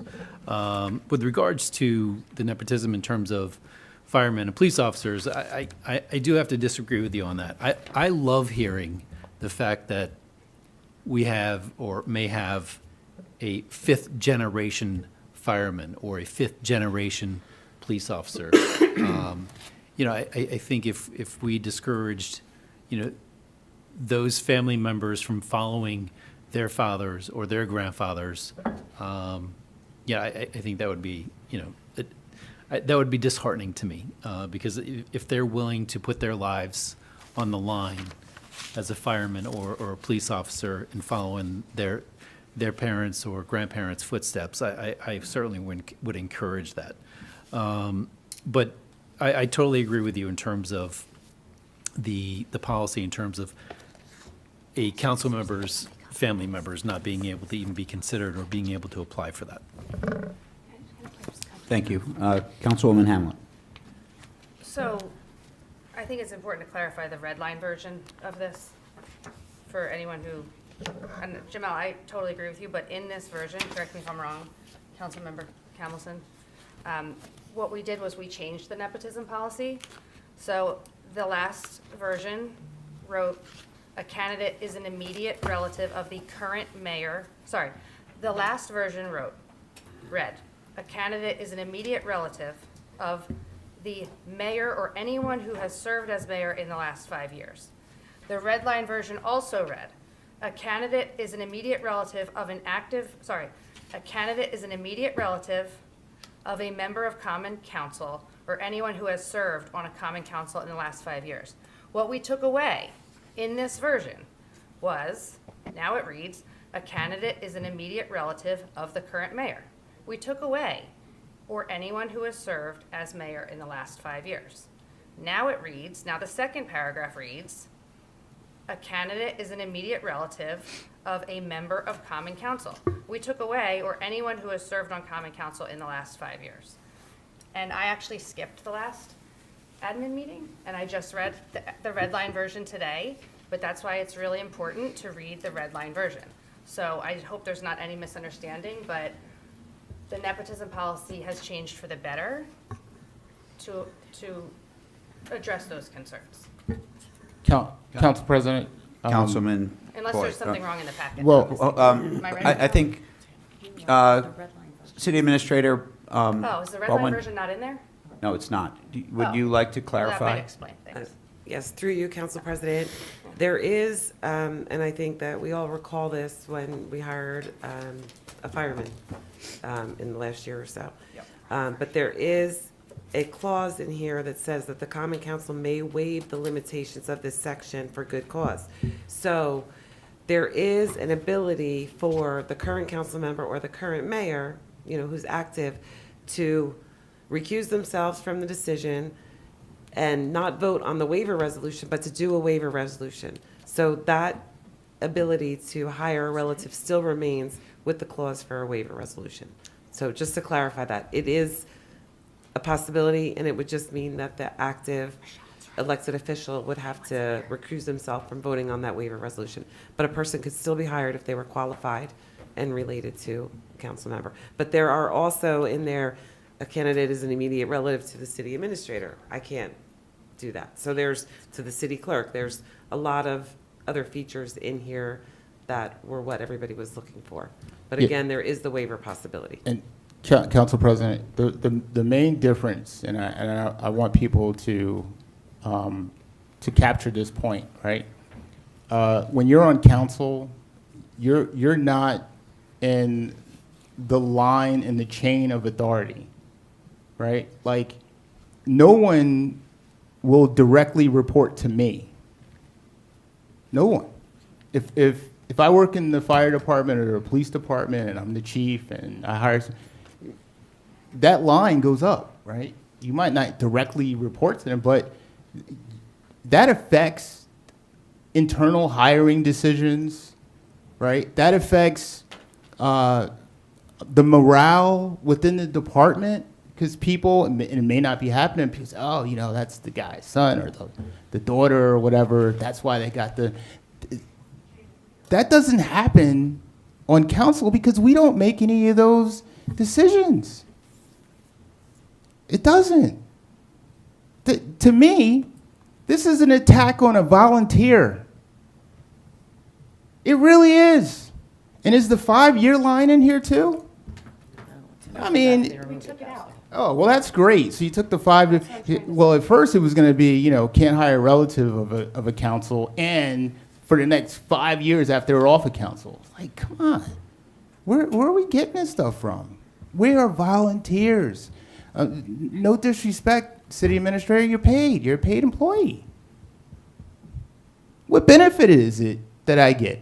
So I get elected to council and I'm a volunteer, and then now all the people that I actually have a blood relationship with in town suffer from that? That ain't right, man. I'm sorry. All right, other comments from council? Yeah, just a couple of things. I mean, this is, just as a visual for the public, this is the policy. It's a lot. Yeah. I think we killed a couple of trees to print this. Sorry to the Environmental Commission. It's a lot. So this was a big undertaking by the admin committee, as Councilwoman Toth said, as well as Megan. So she did a lot of work on this. So I thank her for it. Look, I have a lot of sympathy for Councilman Boyer's comments. I mean, an immediate family member to me is your kids, right? You know, this is a pretty wide net, particularly for council members, where we don't really have much to do, if anything, to the hiring process. And I think this, I don't want to, you know, not vote for this because of this one thing, but I would recommend whoever is steering admin next year, Councilwoman Toth, maybe would look at this to maybe try and make this a little more rational. Because it's very broad. And I think it is, you know, penalizing to someone who does have a lot of relatives in town. I know I have nieces and nephews in town. I think I think some of them would really enjoy a job with the city, and I had no idea that they were excluded from this, which I think is a little harsh. So I kind of agree with you. Councilman Pawlowski? I have a question for City Administrator Baldwin. How does the waiver clause here work? You know, who initiates it? How does anybody even know? You know, I could envision somebody coming and making an application asking, are you the stepchild of any sitting council person? And then, you know, they're just, you know, just out of it. So, you know, how does it work, and is there a way to memorialize it in this actual policy? So through you, Council President, all of the recommendations here were that of labor attorney. That's first. Second, the waiver provision is here. We have had instances where folks have applied for a job, and if you are the most qualified person for that job, regardless of on council, it can't be, I can't obviously hire a family member. But if somebody on council, we can do a waiver resolution. If they're the most qualified person for the job, they can still be hired.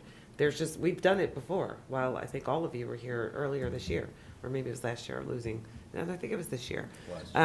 So you just do a waiver resolution, which is allowed for in this clause, and that person can be hired. The person that they're related to, again, would just have to recuse. So if they apply and they're the most qualified person, there is nothing stopping them from being hired. Thank you for the explanation. So Yep. just to follow up, if I understand it correctly, someone comes in, they apply for a job, they have a family member who's the mayor or who's on council. They'll go through the normal process, and then if you decide that you want to hire them, then you will come to the council and ask for a waiver? That's right. And then the council person would recuse themselves in the process. That's right. And technically, the council person should not serve on the committee for which that person is employed. Like if the person is employed in DCP, then the council person should not serve on that committee. Because while it's not your decision to hire or to fire employees, it can be perceived as pressure if you're on a particular committee where that person, that's all, and it's very easy to work around if there is somebody qualified for a position in the city. We're not a New York City. We're not a Newark. We're not a large municipality. So we have to have ways to work around that. Yeah, and I think that's my point. We're not, right? We're a small town. And no kidding, I'm not joking, right? Like, I have a lot of family in this town. And when you, and it's approved by a council vote, the waiver, right? See, I mean, that's a problem. If y'all can't see the problem in that, then I don't understand. So you need the council to approve a waiver, which, you know, people may not even know that they're even the relative, right? Like a cousin or something like that. But now you need the council to approve a waiver. And to be honest, what if they don't like me? Right? Y'all know how y'all do, right? So, I mean, then this person is the best person for the job, and now they're penalized because of maybe possibly my political affiliation. And the reason why I'm doing this is so that people would want to volunteer, right? I mean, think about it. There were two black people ever elected in Summit's history since 96 or 66. Two. I'm one of them, right? So if you enact this, and I got a big family in town, if I was a black person, why the hell would I run for council if half of my family can't apply for a job? Can I make a comment? Yes, Councilwoman With all due Hamlet. respect, Councilman Boyer, I've been incredibly busy trying to sell the firehouse for the last 2.5 weeks, and as much as I appreciate your comments around this, you had several opportunities. I would have been more than happy to change this, more than happy. And we've had a year to talk about. I would have been more than happy to talk about this. So we can either table it and move it on to next year, but we have, and I empathize with you. I think it's very important, but Ron, can you opine on the local government ethics law? Or can you educate us on, isn't this covered in the local government ethics law? It's 40 dash. Yeah, this is permitted, so, So can you just, right, so I mean, the waiver. this is very basic. Yeah, there's nothing illegal about that. I mean, Right, but this is have the covered, waiver. municipalities are covered under the local government ethics law. So why do we even have a separate policy in here? Why do we even, isn't that superseded? Or Well, we're making, you should have a policy based on, you should have a policy that is in conformance with the ethics law. right, that's my Right. point. Shouldn't it just mirror the local government ethics law, 40A 9-22.1? Right, but the ethics law doesn't speak to waivers and things like this. But as an elected official, right, we are elected officials, so we are held to a higher, Right, but there's nothing in the ethics law that says you can't hire a family member. You know, you just have to recuse yourself. And we're not hiring. I understand. Yeah, so, and by the way, I objected to this last year, and everyone knew my opinion of it. I actually, We took it out. I That's s- why we took out the 5 years, and you took out the, yeah, All right, but. wait, it's- just, it's- please, let's wait to be called on. So, Councilman Boyer, you want to finish? I mean, it's still restrictive. So so what you took out was, if I'm on council and I serve 3 years, you took out the fact that after my 3 years, for 5 years, no one from my family can work for the city. You took that out. Thank you. I mean, so that's 8 years, right? Like, what? I'm sorry. Okay. So for 3 years, no one can work, right? And then for 5 years after that, you took that out, right? So great. I'm happy about that. It still comes back to the same point, right? Where you have a big family in town, right? There is a small group, but large, very intermingled family members of black folks that live in this town. Have lived in here for 100 years, right? We have big families. Only 2 of us have been elected. So if I'm on council and there's 50 of my family members who are blood relatives, right? Like, they can't work for the city of Summit without getting a waiver? Like, come on. But anyway, I'll move on from you. Vote however. Other, Councilwoman Camelson. Thank you, Council President. This has been a really huge task, and Megan has been working on it since April. We were supposed to pass this resolution earlier this fall, and it just took longer than expected. This was a recommendation from our labor attorney. It is important that we pass this. However, I would say that, Councilman Boyer, you're going to be on admin next year, and I think that this would be a great, subject for you to discuss with Megan and the labor attorney and see if, if it can be amended in a way that everybody can agree on. That's my. Thank you. Councilman Pulaski. Yeah, so, question for the city solicitor. We can amend a resolution from the floor, right? Yes. Can we amend an employment policy that is attached to a resolution from the floor? You can do that. You can do that. Well, I mean, what I would just suggest is cutting these two bullets for the moment, and then about the mayor and common council, and then we can talk about maybe redoing this page afterwards. It's my understanding that we need to pass this tonight so that we have a current employment policy. My recommendation would be, unless you know of someone who's looking for a job in the next couple of weeks, that we pass this resolution. There's a lot of work. And then, as Councilwoman Toth just mentioned, there's lots of opportunities to make changes next year.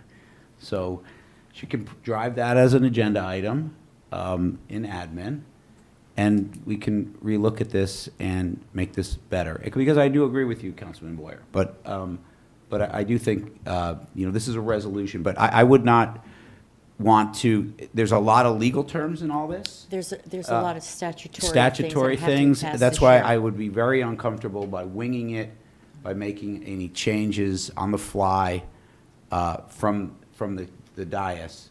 I think it would be better to pass it with the note that this needs to be examined.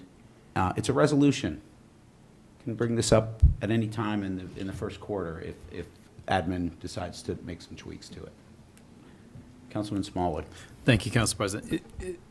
We currently have an employee handbook in place now, correct? With pretty much all of this. This is the handbook. Right, This is the employee manual. right. But worse. with adjustments that have been made since April, Yeah. correct? So is there any legal issue why this has to be passed tonight? My Since understanding we- from Megan, if I may, Council President? Yes. My understanding through Megan is that there are parts of this manual that need to pass because they're mandatory language this year. They have to pass. Right, and the other point is that as Councilwoman Hamlet said, there have been red lines to this where this is better than it had been. Doesn't mean it's perfect, but it's better. And that's why I would, my view would be to pass this and make changes to it. If I may add one more thing? Yes, please. It's also my understanding from Megan that the attorneys did a complete overhaul of the entire policy. So they've reviewed it and done a fine sweep of all of the sections to make sure that they are in compliance with state regulation. So that's what this is all about. Those policies that concern any council member can be addressed through amendments in the following year. Thank you. Other comments from council? Councilwoman Hamlet. I'd like to, I agree with Bob. I think we're supposed to amend it from the floor. We're going to lose the majority in 13 days. It's important to Councilman Boyer. I see his point, and I think if we just strike those two lines, come back next year and do with it what you want. But I certainly missed it. I thought we took out the right pieces. Again, we've had a busy couple weeks, so let's just amend it from the floor if we can. Just 2 lines, 3 lines. Are you making a motion from the floor? I'd like to make a motion to amend this resolution. Second. All right, let's have a vote on amending the resolution. So it just would be to strike out those two lines? All right, so all in favor of amending the resolution? Aye. Opposed? Nay. Nay. You're amending the policy. Amending the policy. Can we have a roll call vote? Yeah, let's go to roll call. Mr. Boyer? Aye. Ms. Hamlet? Aye. Ms. Kelmanson? Nay. Mr. Pulowski? Aye. Mr. Smallwood? Aye. Ms. Toth? Nay. President McTiernan? Nay. Okay, the motion to amend it passes. So we'll be voting on the amended resolution. We'll do a roll call on that one, too. Mr. Boyer? Aye. Ms. Hamlet? I just have a quick question. Do we want to specify which, we're going to talk about the specifics of it after this vote, the lines? We just talked You about already it. did it. We already did You that. made a motion to strike the two lines. Yeah, we've done that. But we don't need to identify exactly which two lines it is? or You no? did that. You already did that. Okay, it's been a long night. Aye. Ms. Kelmanson? Nay. Mr. Pulowski? Aye. Mr. Smallwood? Aye. Ms. Toth? Aye. President McTiernan? Aye. All right, motion carries. So we passed the amended resolution. All right. Okay, moving right along, we have a few from Law and Labor. Councilman Pawlowski, Law and Labor, number 1. Thank you.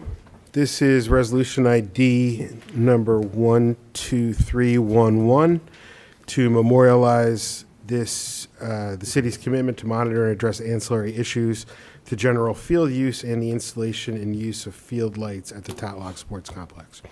So, as I said earlier, we as council members have an obligation to do our very best to look after all Hill citizens. And as I also said, the use of field lights at Tatlock, or at least the use of field lights in a neighborhood like Tatlock, in particular for varsity games, presents a series of unknowns. Nobody has a crystal ball. Nobody can predict the future, but we can closely monitor our failures and successes and everywhere in between and work to improve how we address various issues, including lights at Tatlock. We've promised to do that with Tatlock lights every step of the way. This ordinance memorializes that promise. So some of the specifics are that we will do a post-installation lighting analysis to assess any offsite impacts. We're going to take another look at, or continue to look at the existing landscaping and trees to make sure that they properly shield field lights. We will continue to explore pedestrian and vehicular safety, continue to explore the potential expansion of parking within Tatlock Park to alleviate challenges posed by street parking, continue to garner and solicit community feedback about lights and at Tatlock Park, both pre and post-construction. We have in here that we will conduct town hall meetings in June and in December of 2026, which obviously is just after the spring and fall sports seasons respectively, and that the city, through DCP, working in conjunction with the Capital Improvement Committee and Safety, shall provide reports in April, May, June, October, November, and December of 2026, along with June of 2027.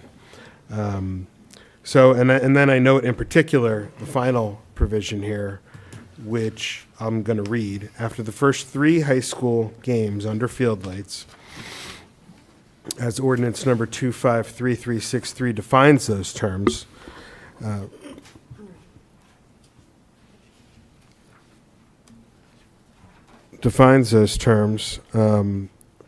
pursuant to section 12.7.2E of ordinance 253363, which states that the SHS Athletic Department shall schedule no more than 10 regular season high school games. The Common Council shall evaluate whether to amend the number of high school games allowed under field lights under the ordinance. With that, I move to adopt this resolution. I second. All right, does anyone from the public wish to comment on this resolution? Okay, anyone from council? All right, I'll just make one quick comment. Just, again, I think I want to just commend Councilman Pulowski and Councilman Smallwood. You know, we talked about this when we've gone through this entire process with the field lights. It became incredibly obvious that that neighborhood had issues, not just with lights, but with large events at Tatlock, with parking and safety and noise and all that kind of stuff. And I'm really proud that this council has really addressed those issues. And this is a great resolution that kind of enshrines that commitment to continue to address that neighborhood in order to check in with them, to get feedback, to improve the way that those fields are done. And so I commend Law and Labor for putting this together. So thank you. All right. With that, all in favor? Aye. Opposed? All right. Motion carries. All right. Law and Labor number 2, Councilman Pulowski. Thank you. This is resolution ID number 12289, and it's a resolution by the city to oppose Senate Bill number 4736, which proposes to preempt the municipal power to zone for properties owned by religious and nonprofit institutions, which, in many's opinion, will diminish home rule for municipalities.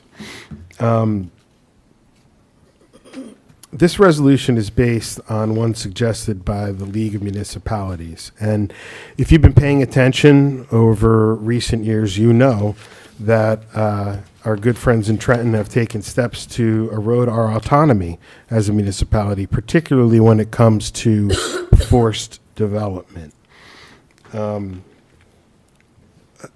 housing and Mount Laurel is always a hot topic and controversial at that. I've spoken before about why the city of Summit has been unfairly burdened with certain obligations under the Fair Housing Act over the years. Summit's always embodied the attributes that the Mount Laurel Doctrine strives to achieve in municipalities. We have economic diversity, and that's the main crux of Mount Laurel. 3 low-income housing developments with 195 units to give families who otherwise couldn't afford to live in Summit a chance to live in our great town and be hilltoppers along with the rest of us. This is affordable housing with a lowercase a. But it's not affordable housing with a capital A, which means that it doesn't count towards our numbers because of residency preferences. Overlook Hospital also has 91 affordable housing units with a lowercase a. They don't count either because they're not affirmatively marketed. They can't be because they have to be hospital workers who serve our community and the surrounding communities, but they still don't count. There are plenty of other rentals in town that fit the bill of lowercase affordable housing, and they don't count because they aren't deed restricted. And I think the most recent deed restrictions that are required in order for it to count are that they be restricted for 60 years to maintain their affordable housing status. 40? I thought we said 60 at the meeting just now. So without being forced to do so, and I'll add that 15% of our students have free and reduced lunches in Summit. You compare that to Chatham, it's 1. We're 33% minority in this town. Chatham is 11. And the diversity among our minorities is far greater than that in our neighbor. 10 of their 11% are Asian. 10 of ours are Asian. So we don't need, without being forced to do so, Summit has, for a century, been what Mount Laurel's looking for. And we don't need another set of entities, religious institutions, and nonprofits to be able to bypass our local planning processes and increase planning and zoning processes, which is what this bill would do, and force us to increase density against our will. Now, I understand that maybe this bill isn't going to go anywhere in the state Senate, but just in case it does, I move to adopt this resolution. Council President, I was asked by Councilwoman Toth to second this, so I second this resolution. All right, thank you. Anyone from the public wish to make a comment on this resolution?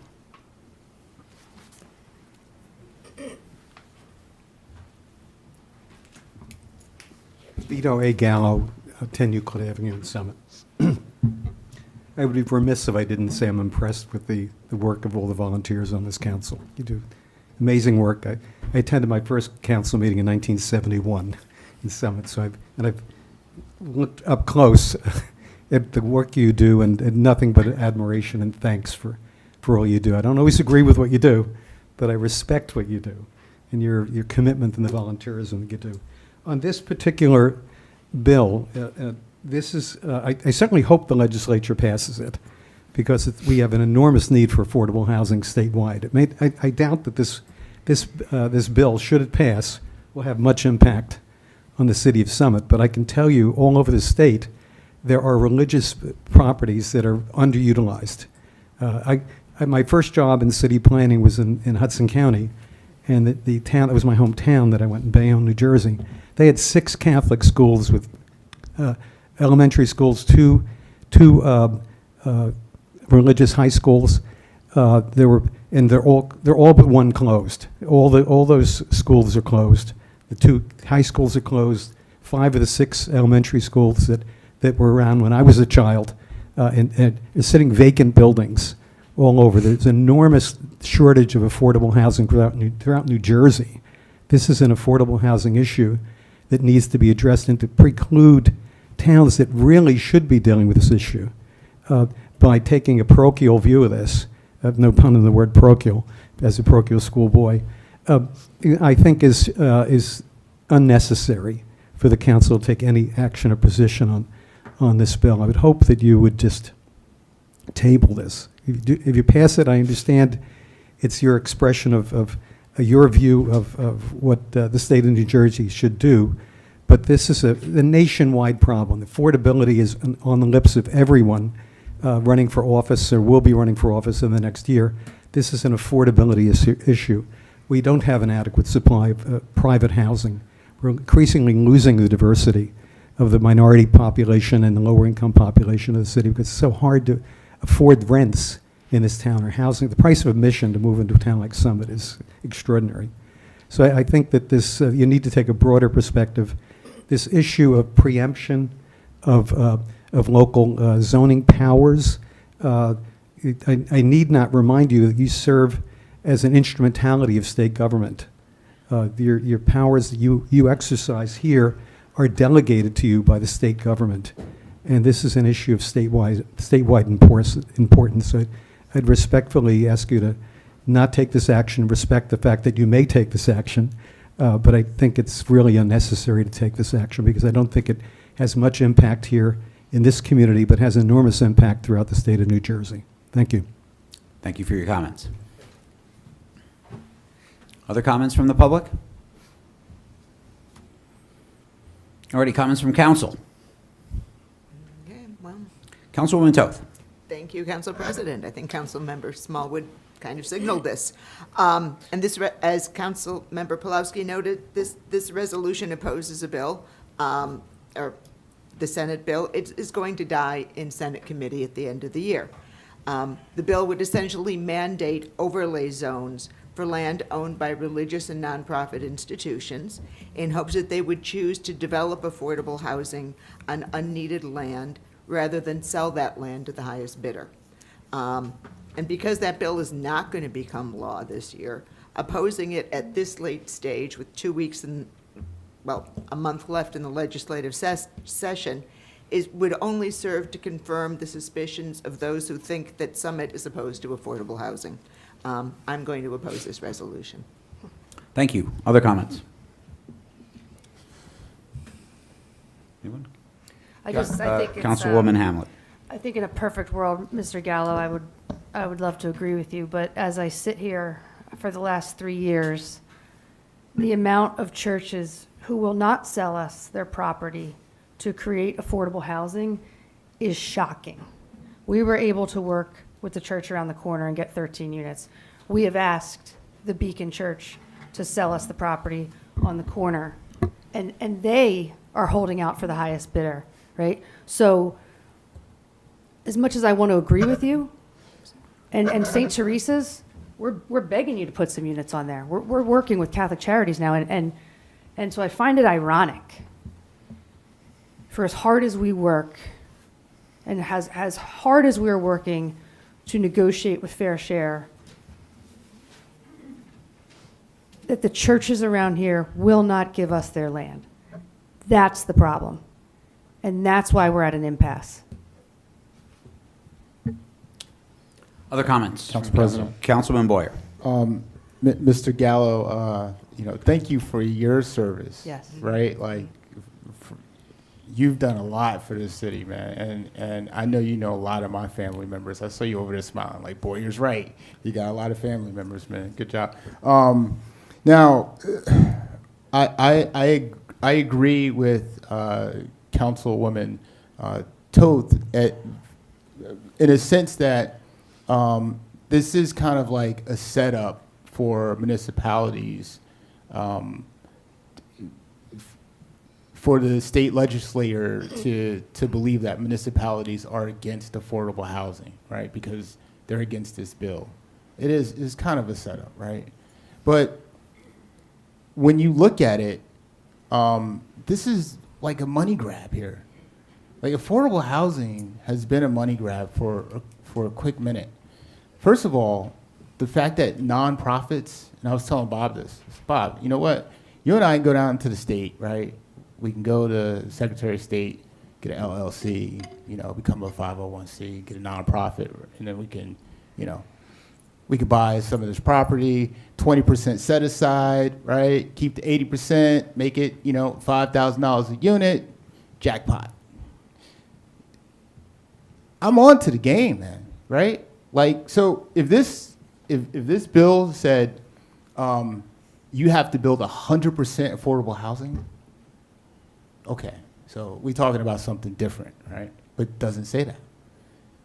We're talking about these folks can come in, get land without the municipality's input, zoning, planning board input, and do a 20% set aside and profit from this. This is not about affordable housing. And that's why I agree with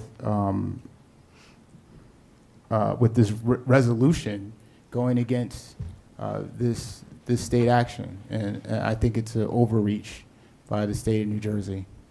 Thank you, Council President. Oh, one more thing. I don't know if y'all know this, right? New Jersey is the most densely populated state. In the entire country, New Jersey is. I mean, that says it all too, right? We're losing open space. I remember when it was like Greenpeace, right? Like, those days are kind of over.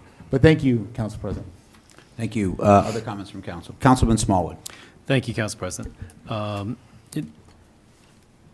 Mr. Gallo, thank you for your kind words, and I thank you again for your service and what you've done for Summit.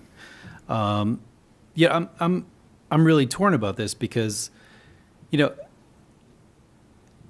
affordable housing really needs to start at the state level, and it needs to be restructured. We're mandated.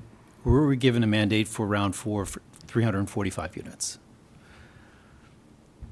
If a developer comes in and builds a 100-unit building, only 20% of it has to be affordable. The other 80% goes to the developer. They're making a lot of money on this.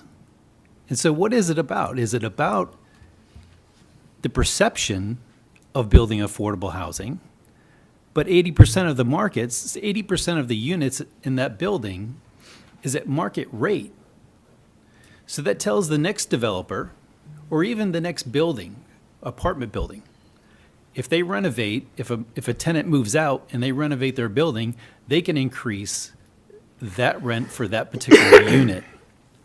And I think what all it does is by building more and more units at 80% market rate, only allows for other owners who currently own an apartment building to renovate their empty apartments and be able to charge a higher rate. That, to me, does not bring down affordability. Bob listed in his comments in the introduction of how much Summit has already done in terms of affordable housing. As you well know, that we just don't get credit for. I think Summit has been a leader in trying to build affordable housing, but we just don't get credit for it because we don't fit into the rules. For that reason, that's why I'm going to support this, because I really feel like the current affordable housing structure benefits the developers more than it does the people who need affordable housing. Thank you. Other comments from council? Councilman Pulowski. So thank you, Mr. Gallo. You're a huge part of our history that I relied on in making the point that I made a couple of minutes ago. But as to the comment that voting for this is going to confirm suspicions that Summit's against affordable housing, anyone who thinks we're against affordable housing hasn't been paying attention. What we're against is unreasonable density being forced upon us, taxing our infrastructure. And I don't want to get into a discussion about unalienable rights here, but if indeed the legislature does give us the ability to do the things that we do here, one of those things that they give us is the ability to plan and zone. And I don't want to see that eroded any more than it already has been, and that's why I support this resolution. Thank you. Other comments? Yeah, I just wrap up by saying, one, Mr. Gallo, thank you for all your hard work over the years for Summit. You've left literally marks all over town, so with your name on them, by the way. So thank you. Yeah, look, I take issue with the fact that if you oppose this, it's because you oppose affordable housing. That's ridiculous. Absolutely ridiculous. You can oppose this because while I agree with Mr. Gallo, New Jersey is a unitary government. What that means is that local government, county governments are given power at the behest of the state. And they just give it to them, and they can always take it away. So Mr. Gallo is absolutely right that the legislature has every right in the way our system's set up to take these powers away. But just because they can doesn't mean they should. And where I sit, I represent the community here. And my constituents are the people who live here. And so I'm going to fight like hell to make sure that our community people are represented and that their wishes and the way they want to live in their town with the willingness to create affordable housing in a way that's consistent with the character of our town. Councilman Pulowski has mentioned on several occasions, and I think Mr. Gallo would attest to, we have a long history of providing affordable housing in this town. Anyone who looks at this community and makes the assumption because there are wealthy people here that we hate affordable housing is lazy and hasn't done their homework about what makes Summit tick. That's just a fact. And so where I would support this resolution is because we should have control over development in our community. And again, that doesn't mean we're against affordable housing, but we want it to be consistent with the character of our community. We don't live in Jersey City. If I wanted to live in a high-density area, I would move there. But I don't. And there's lots of people who love the town the way it is, with the willingness to increase affordability. Now, my part on this around the way New Jersey works, we do have a affordability crisis in New Jersey. But the way New Jersey goes about fixing it is completely wrong. It's broken. We have this evil alliance between money-grubbing developers and, people who truly do care about affordability for people and have gotten in bed together and have railroaded any, local say in how to do this. And if you think about the 80-20 split, yeah, we're getting 20% affordable housing for those people, and we're always struggling to find more land for it. But the dirty secret is, for the other 80% of the units that get constructed, guess what? They're more unaffordable for everybody else.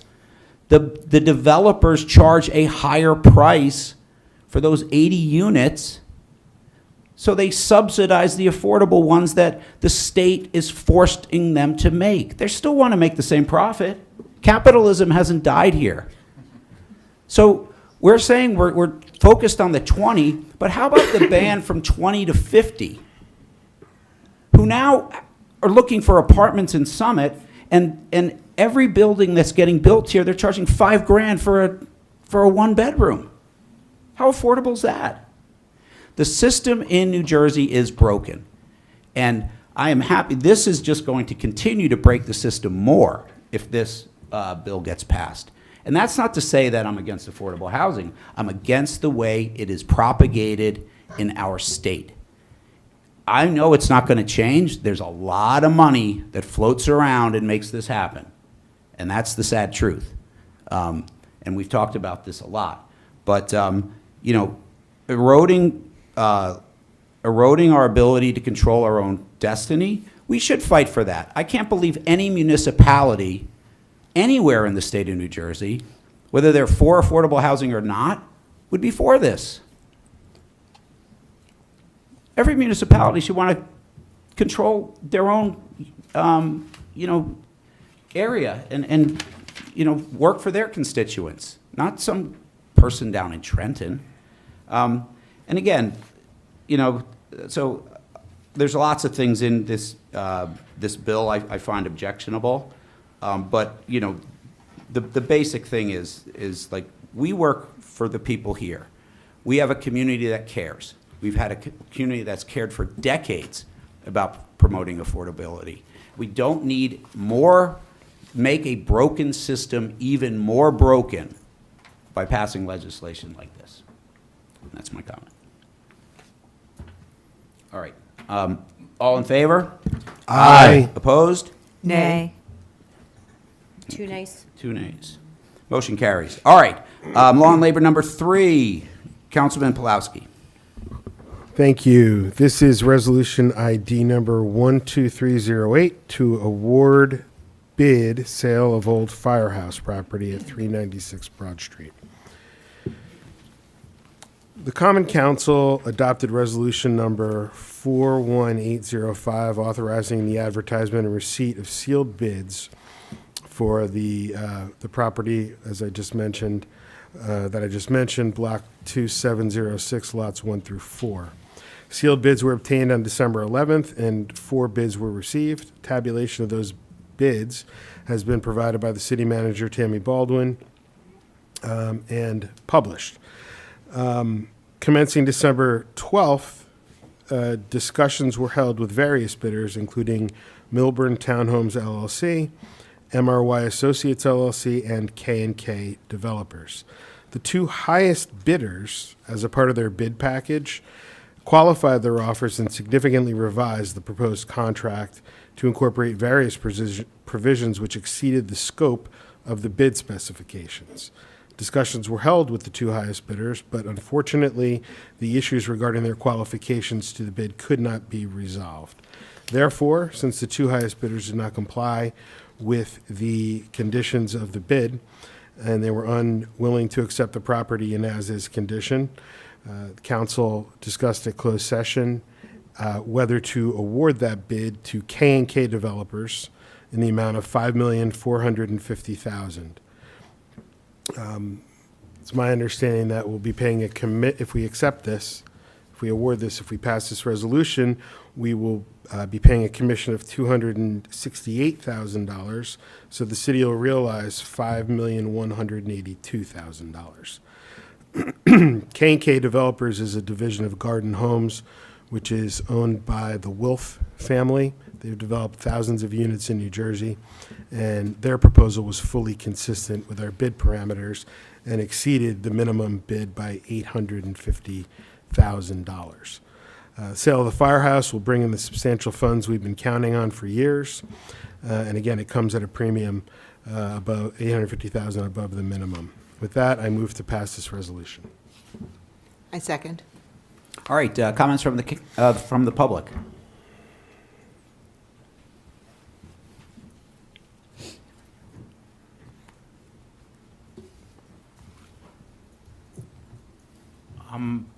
Not having seen the bids, I don't have a comment on whether accepting the third highest bid is a good idea or not. But I do have one thing that I worry about. What is there to prevent an eventual buyer from, once they own the property, lock, stock, and barrel, from holding off on actually building a building and then trying to get the courts via the Mount Laurel process to get us to disregard our zoning and overlay zones and all that stuff that you guys worked on to get us back to where we were 3 years ago? How can you prevent that from happening? Thank you for your comments. Other comments from the public?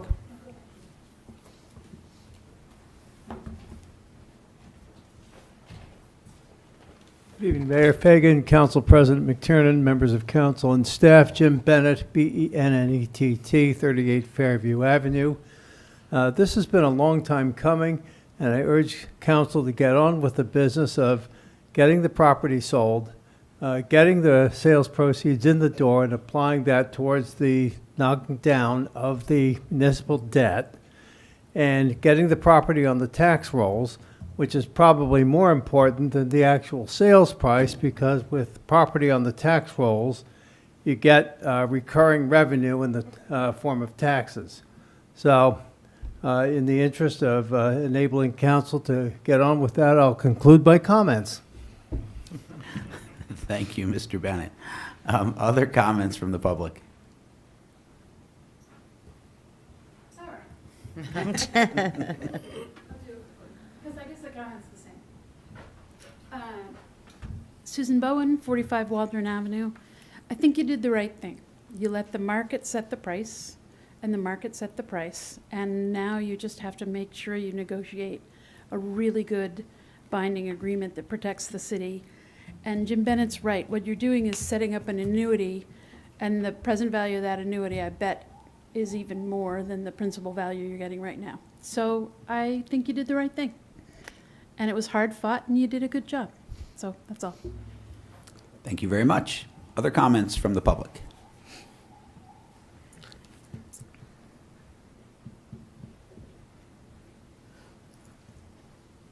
Just a point, Vito Gallo, 10 Euclid Avenue. Just a point of information is the governing body had an opportunity to do a 100% affordable housing project, and you chose not to. And then you criticized the developers for doing 20% affordable, when you had an opportunity to do exactly what you didn't want to do, have a greedy developer come in and do 80% market and 20% affordable. This is a point of information, question of information. Is this an inclusionary housing project? What's that? This is the question through the chair. Is this in fact the proposal of the conditions of sale? Is this an inclusionary housing development? Does it include 20% affordable or some percentage? It includes more than that. Includes that. May I ask what the percentage is? Was it 7 units? It's a minimum of 7, so it Minimum really 7 depends on units. how many units they build. Yeah. Okay, good. Okay, I just see a certain incongruity between criticizing developers that do affordable inclusionary projects, and the town is about to vote on an inclusionary housing project, which you find is in the economic interest of the municipality. That's my only point. Thank you. Thank you. Other comments? All right, comments from council. Council President. Councilman Boyer. A city administrator, Administrator Baldwin. In 2021, the Common Council approved a bond for the firehouse, right? It was $16.1 million. I think we're about 17 million probably right now, right? Through you, Council President, it's still a $16.1 million bond.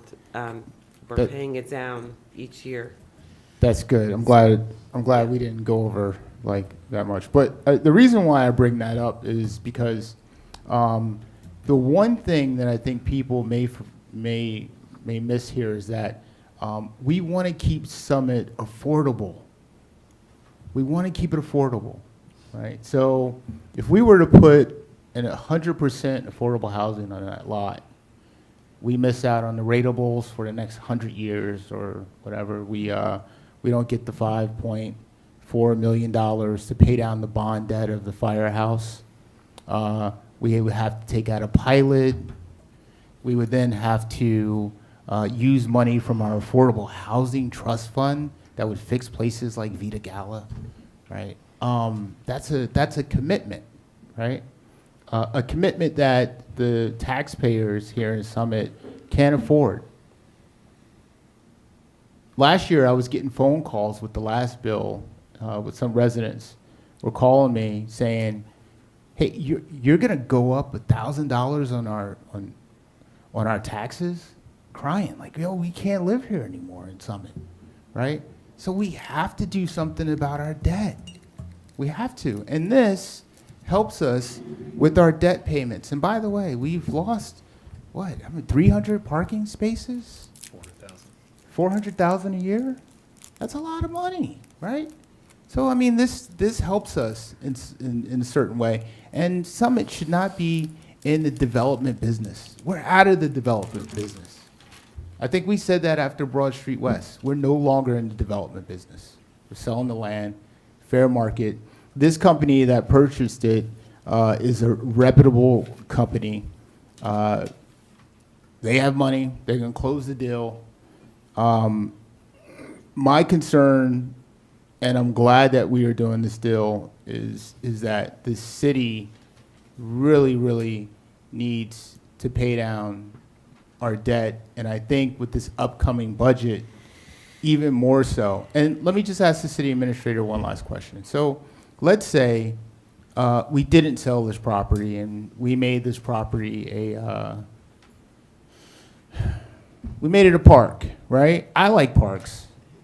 I mean, yeah, but okay, so what would be the consequences of that, right? The city buys the property and,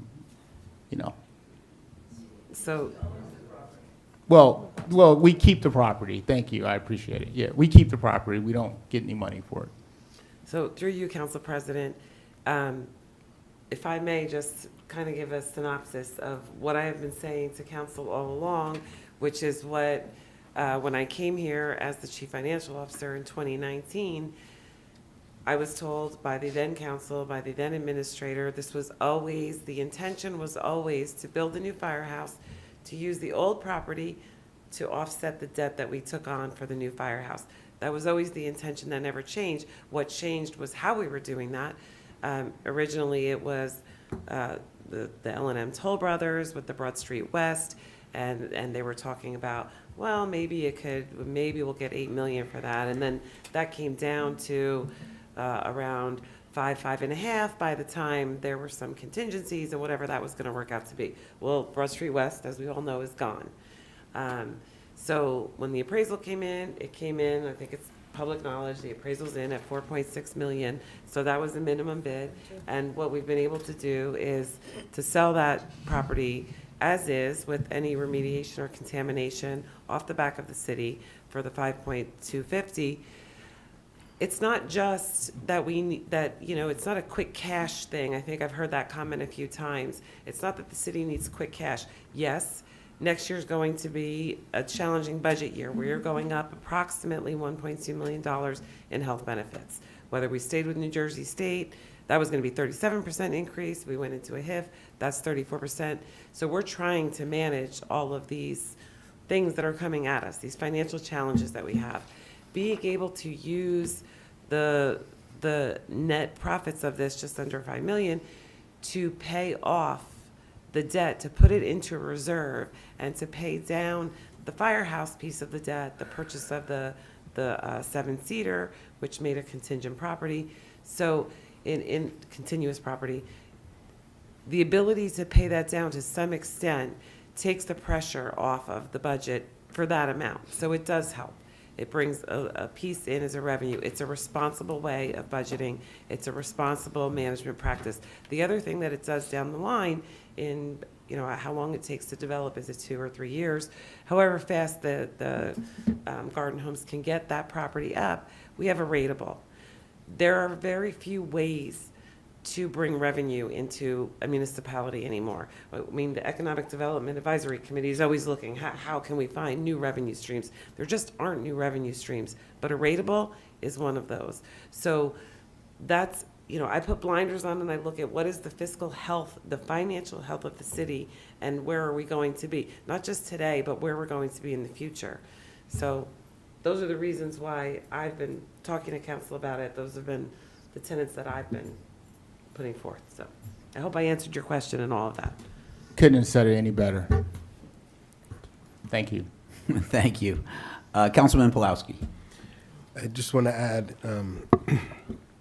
the density of this project is going to be 30 units an acre. 32, sorry. I don't remember exactly what At Home was. Close to 50 units per acre. Broad Street West would have been 88. So it's better for our density as well. Councilwoman Hamlet? And we really don't know, the overlay zone, or sorry, the zoning for this district allows for 32 units per acre, but it could be less. I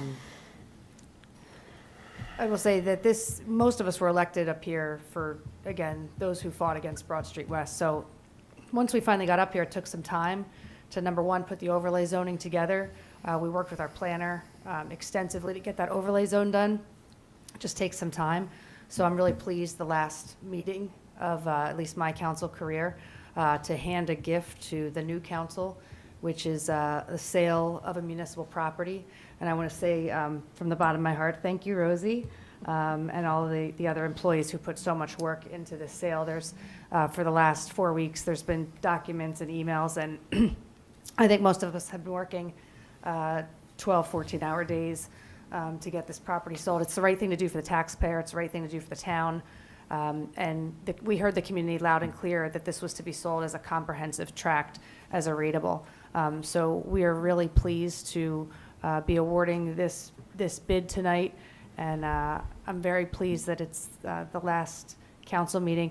A couple questions that came up. We had very specific reverter clauses, Mr. Hoyk, in the bid, which really talks about how a developer has to finish this project, has to get approvals within 2 years. There's some extensions, but we're very specific around that reverter clause.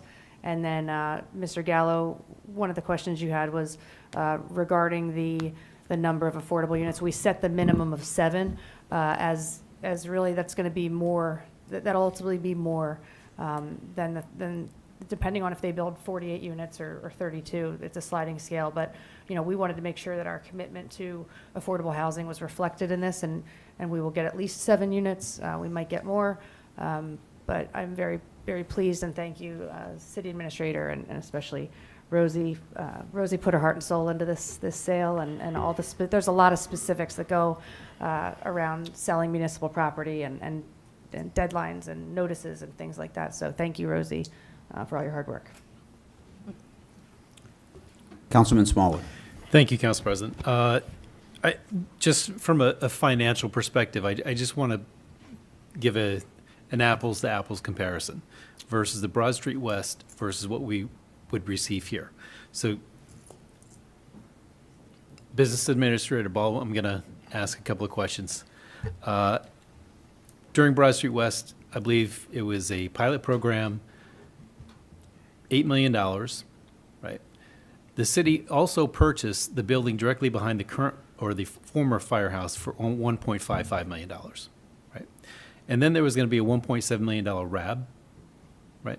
So that brings it, if it did receive $8 million, that brings it down to $4.75 million. And then there was a 30-year tax abatement, correct? Okay. So with this current sale of $5.45 million minus the broker commission of $268,000, that brings us down to a sale of $5.1 million.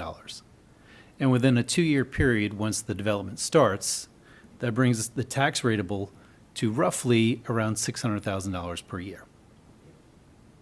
Okay. I just wanted to clarify that. Thank you. Not to mention the density. Other comments from council? Councilman Pulaski. Yeah, I just also wanted to thank the mayor's task force, who worked very hard on this, Rosie, Tammy, everybody else, but in particular, Councilwoman Hamlet, who has been living and breathing this, along with all of our affordable housing stuff, which hopefully very soon we'll have some good things to report on. So thanks again to everybody. Thank you. I do Councilman Smallwood? I do have one more comment. I'd also like to, because this started several years ago, I would like to thank the residents for Summit that stood up, that fought for this, that elected us to represent them because of the Broad Street West project. And I don't feel like I would even be here if it hadn't been for the group of the residents for Summit. And I would like to thank you personally for supporting us, giving us the opportunity to serve you. And it is a very great pleasure and heartwarming feeling to get this done. So thank you. Thank you. Other comments? Yeah, I would just wrap up to say a couple of things. One, around, I think it was discussed already about the all-affordable unit or proposal and why that was rejected. Made no sense economically, put the taxpayer on the hook. It was more dense. I think honestly, the big problem with that project is they never went out and found private money to fund the thing. We're having a veteran housing proposal, and we're stocking our committee. People are going to go out and raise money to support this. I would have loved to have had At Home bid on this property. They had no money.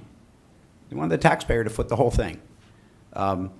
Doesn't make any sense when we have these other obligations that we have to think about for the city. And I think, it's not incongruous to work within the system that the state has created. I told you I didn't like it, but that's what we're given to do. And we've tweaked it to add more affordable units than was required by the state to do it. But again, there's lots of different ways that affordable housing can be promoted without this marriage of developers and housing advocates. New Jersey has chosen to go down that route, and that's what we live with. And so I don't have to like it, but that's the system we live in. And that's how we ended up doing this project. This has been a long time in coming. I know Councilman City Administrator Baldwin has mentioned, this goes back over 10 years, probably longer than that. The firehouse was first proposed to be moved back in like 2012. And everyone knew it was going to be expensive. And everyone knew that it would open up this site.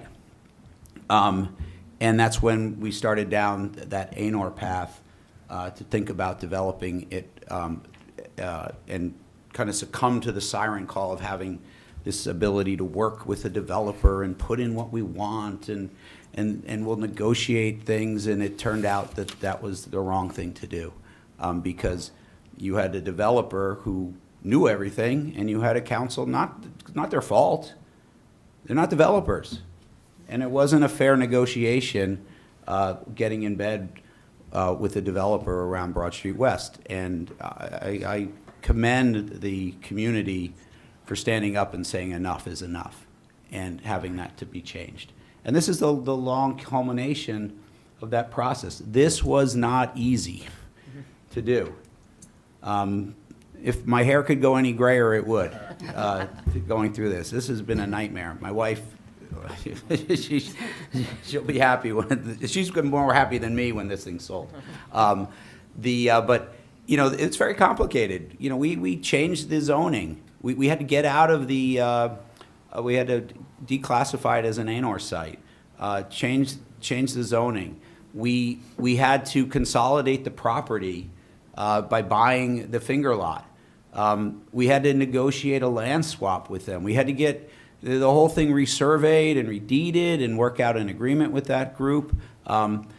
Doing that, we've had feedback that that we could tweak the zoning that the council 2 years ago worked on to make it more lucrative for a potential developer, to change the way the parking would be, et cetera.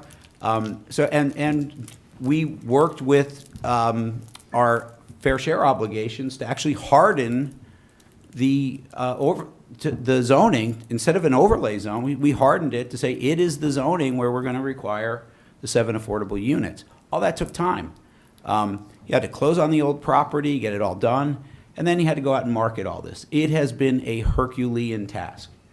And I just really want to thank Rosie, I want to thank Ms. Baldwin, I want to thank our solicitors, Matt, Ron, and Brian Chakowski. They've worked really, really hard on this, getting all this done.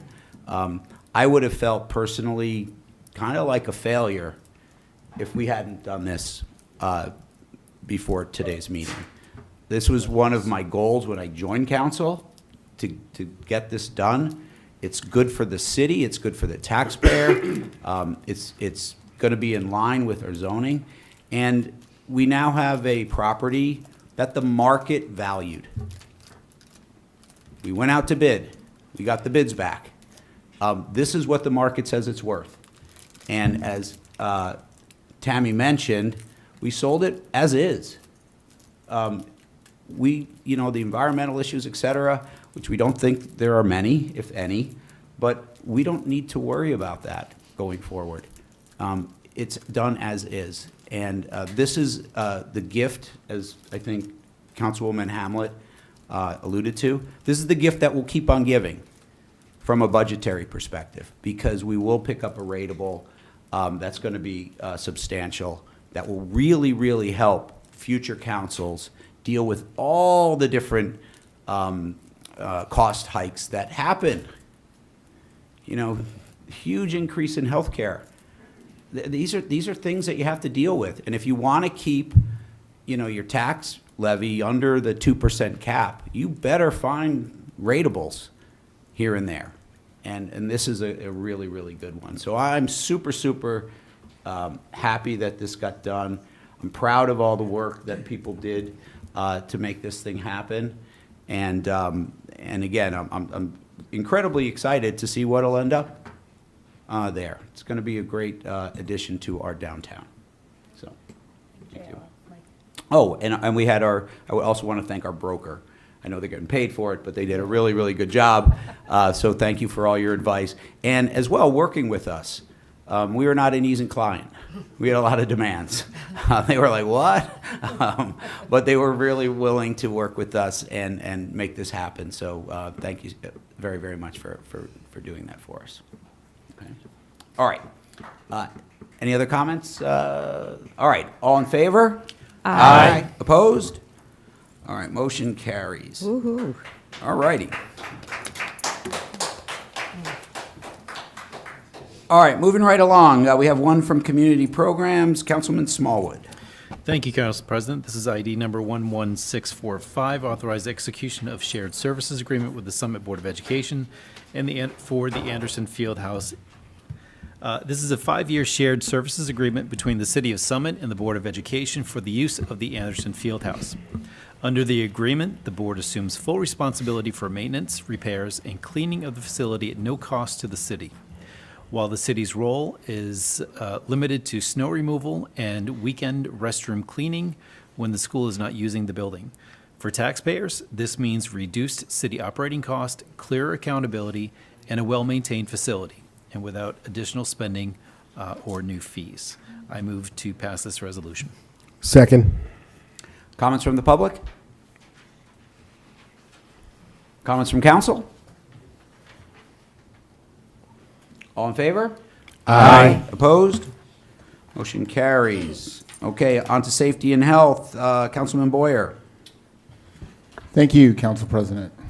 This is ID number 12292, authorizing a grant application for the for the DOJ Bulletproof Vest Partnership. I would like to move this for adoption. Second. Thank you very much. Would anyone from the public like to comment on this resolution? All right, any comments from council? Yeah, Council President, just real Yes. quick, I just want to say that this grant, I think we get it every year, every other year. I'm not sure. Vests are expensive. I'm not sure if you guys wear the plates or the soft body, whatever.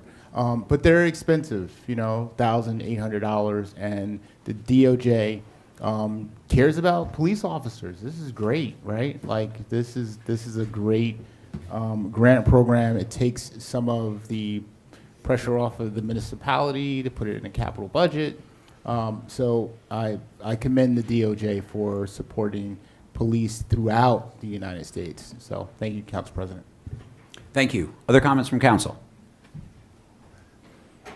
All righty, all in favor? Aye. Opposed? Motion carries. Thank you, Councilwoman Toth. All right, moving on to capital projects and community services. Councilwoman Hamlet, number 1. Thank you, Council President. This is a resolution of the City of Summit, County of Union, authorizing the mayor to execute a mediation agreement between the City of Summit and Fair Share Housing Center. I just want to say briefly as an introduction, as we move forward on our fair share housing obligations, I want to note that this has been a very collaborative process. Our work with not only Fair Share Housing Center, as well as Russo Development and Onyx, has shown that mediation can produce realistic, lawful outcomes. Mediation allows us to meet our obligations responsibly with greater predictability and local control, while keeping the focus on solutions that serve the community and our future residents. I'm going to read this one sort of at length just because it's an important one, and then the mayor will sign this one upon our mediation with Fair Share. Whereas pursuant to the March 2024 amendments to the Fair Housing Act, the City of Summit filed a declaratory judgment action on January 22nd, 2025 with the Affordable Housing Dispute Resolution Program and the court. Whereas in order to maintain immunity from all Mount Laurel lawsuits, the city was required to prepare a 4th-round housing element and fair share plan, which the city's planning board adopted, the Common Council endorsed, and the city submitted to the program and the court for review on June 25th, 2025. Whereas Russo Development Company, Russo, filed a challenge with the program and the court to the city's 4th-round housing element and fair share plan, whereas Incline Capital did the same, as well as Fair Share Housing Center. Whereas in order to resolve Fair Share Housing Center's challenge before the program and the court, the city, Russo, and Fair Share Housing Center negotiated a settlement and drafted a mediation agreement which outlines a global settlement between the city, Russo, and Fair Share Housing Center, and sets forth certain deadlines that must be met by the city moving forward in the process so that the city can obtain a compliance certification approving its 4th-round housing element share fair plan, which will give the city immunity from all Mount Laurel lawsuits, including builder's remedy lawsuits through July 1st, 2035.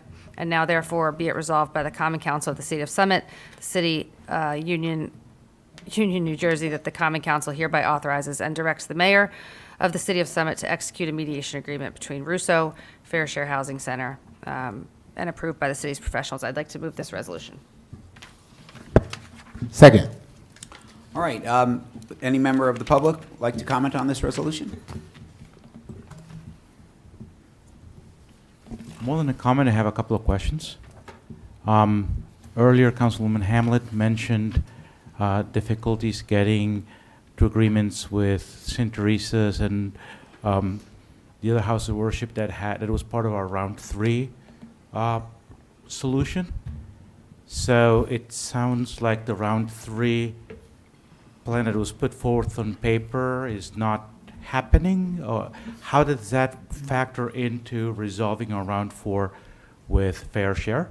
Because we had an obligation to complete certain units and we arrived at them for round 3 thanks to houses of worship in the city, right? So are those units getting built? Are they not getting built? How is that happening?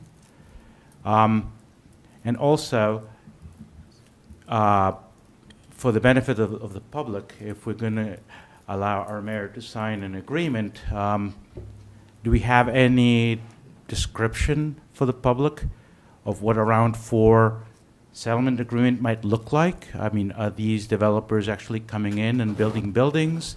Are they not? What is in the agreement?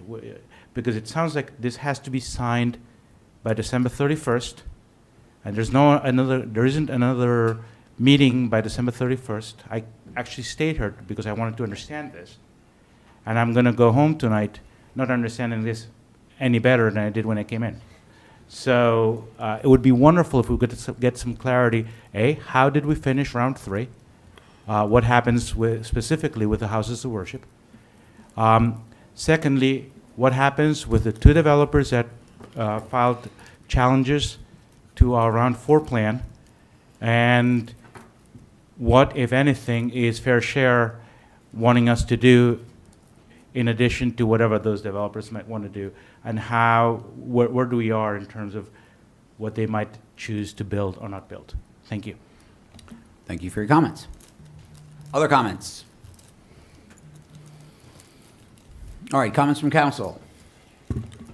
I would just say. I was just going to say, Mr. Hoek, listen, I am so frustrated with this whole process because every time I always ask, what can we say? I want to tell the people, I want to tell them everything that's going on. And it's like, no, we're in negotiation. Legally, we can't say anything. This process is, I'm going to use some jargon. This process is whack. It is. It really is. Why can't we tell the public, what's going on? I'm frustrated as hell, man, just like you. I'm listening to you when you come up here, and I'm like, yeah, you're absolutely right. You are absolutely 100% right, and it's frustrating. I got to tell you. And it ain't right. Agreed. Other comments? Councilwoman Hamlet? I would just say, we've been working really hard, like I said, in collaboration with Fair Share Housing Center and Russo Development and Onyx, as well as creating affordable housing overlay zones throughout the city. And I think, Claire, you'll probably be able to give an update in January, but, unfortunately, we're still in mediation, and it's all subject to attorneys. And, but I think you'll be pleased with the results, so. Other comments? Yes, Madam Mayor. I have to comment on the process because, Mr. Hoek, I agree with you, and I've been screaming about it for 2 years. Literally every time we have a Mount Laurel meeting, which is every week, I complain about how frustrating the process is. So, agreed. Unfortunately, that doesn't really change what we can and can't share. So, apologies. I think we all have the best interests of Summit in our hearts, and we've pushed back as hard as we can, I think. So, that's all. Yeah, I would just say, this is, what we're talking about is round 4. Round 3 is, as far as I'm aware, is done. There is no round 3 issues. And just to clarify, we had a 50-unit best effort, not an obligation. I know that word has been bantied around on what that means, but round 3 has been put to bed, as far as I know. Round 4 is what we're talking about, and as I mentioned in my opening comments, our lawyer would, described it, we're on the 5-yard line. I completely agree with Councilman Boyer and and Mayor Fagan, the process is horrible.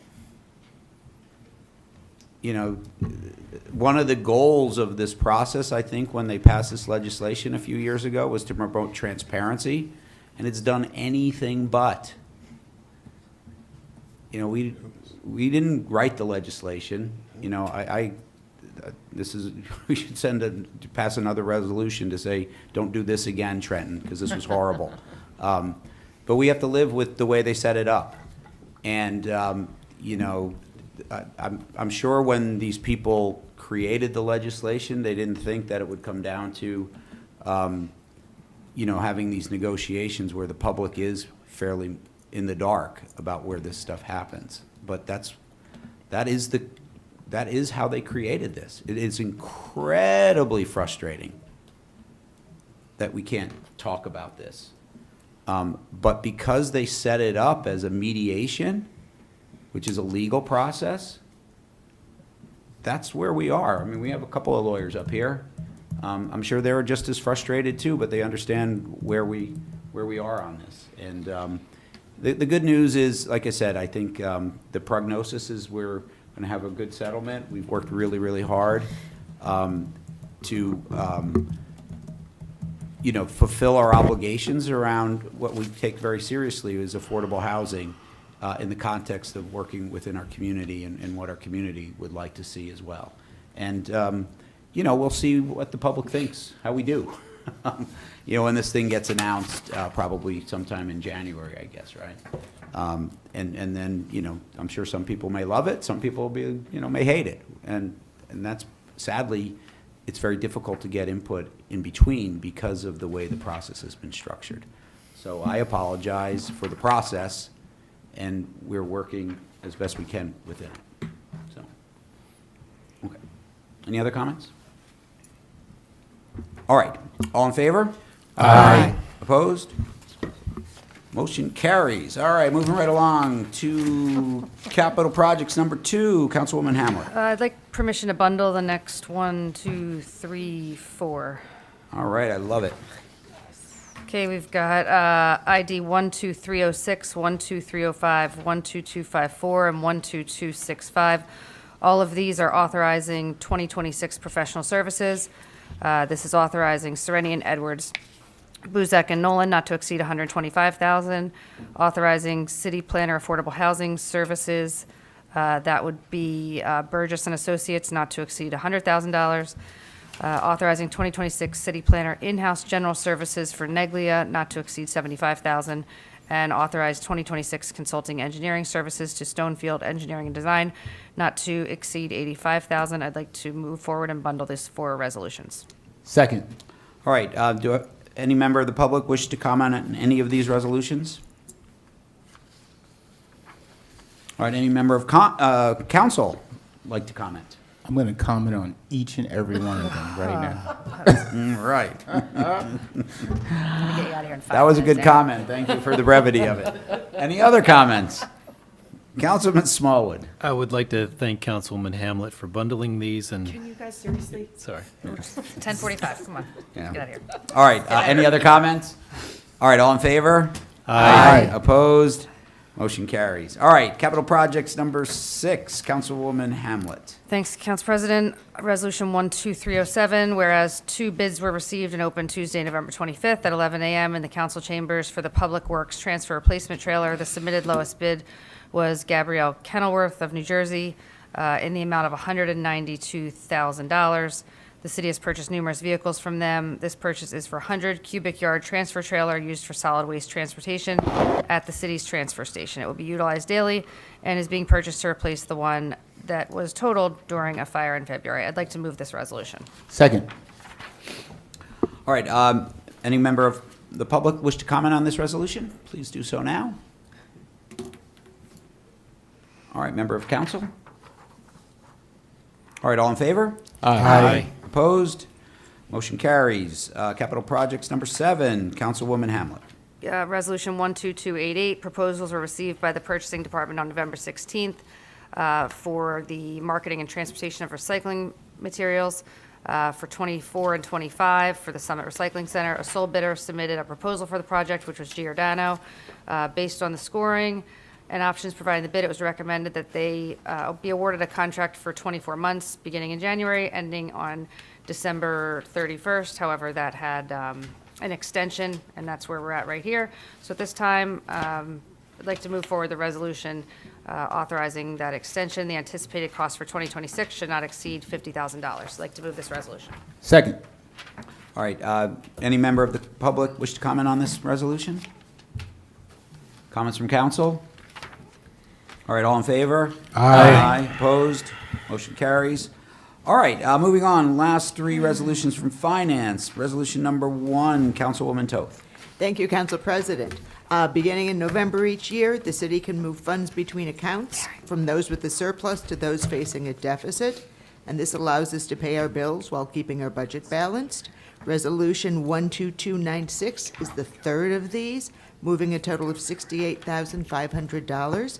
I move to adopt this resolution by roll call vote. Second. All right, comments from the public? Comments from council? All right, roll call? Mr. Boyer? Aye. Ms. Hamlet? Aye. Ms. Kelmanson? Aye. Mr. Pulowski? Aye. Mr. Smallwood? Aye. Ms. Toth? Aye. President McTiernan? Aye. Motion carries. Okay, finance number 2, Councilwoman Toth. Thank you, Council President. We noted at the last council meeting that Officer Jonathan Sowers is retiring from the Summit Police Department at the end of the year.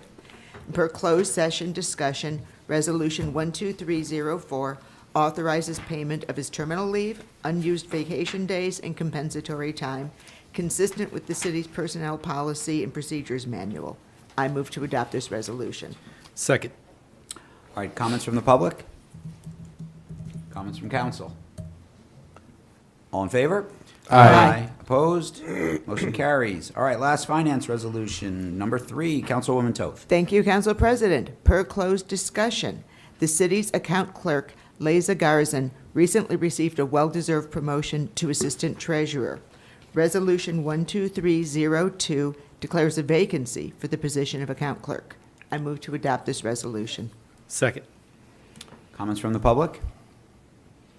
Comments from council? All in favor? Aye. Opposed? Motion carries. All right, at this time, do I have a motion to approve the consent agenda as presented? So moved. Second. All righty, would any member of the public like to comment on any part of the consent agenda? All right, council comments? All right, all in favor? Aye. Opposed? Motion carries. All right. Guys good? All right. I just have one question for Aaron before he goes. I'm sorry, Aaron. I got like a bunch of phone calls, and I don't know, right? So I'm asking you. When it snows, people have complained about the snow that's built up by the meters on the curbside, and is there? I know this came up last year, and I forget what the reasoning was, but is there a reason why that happens? Like we can't move that snow out, so when people get out of their cars, they can just get on the curb and walk to Dunkin' Donuts or whatever. Like they got to jump over it or something like that. I don't know if there's a reason why. I just don't know. And Yes, through you, Council President. So what happens during a snow event is we have, two actions in conflict where we're pushing the snow off the street, and it's the property owners who are trying to push it as close to the curb line as they can to keep their sidewalk free. So it kind of winds up there.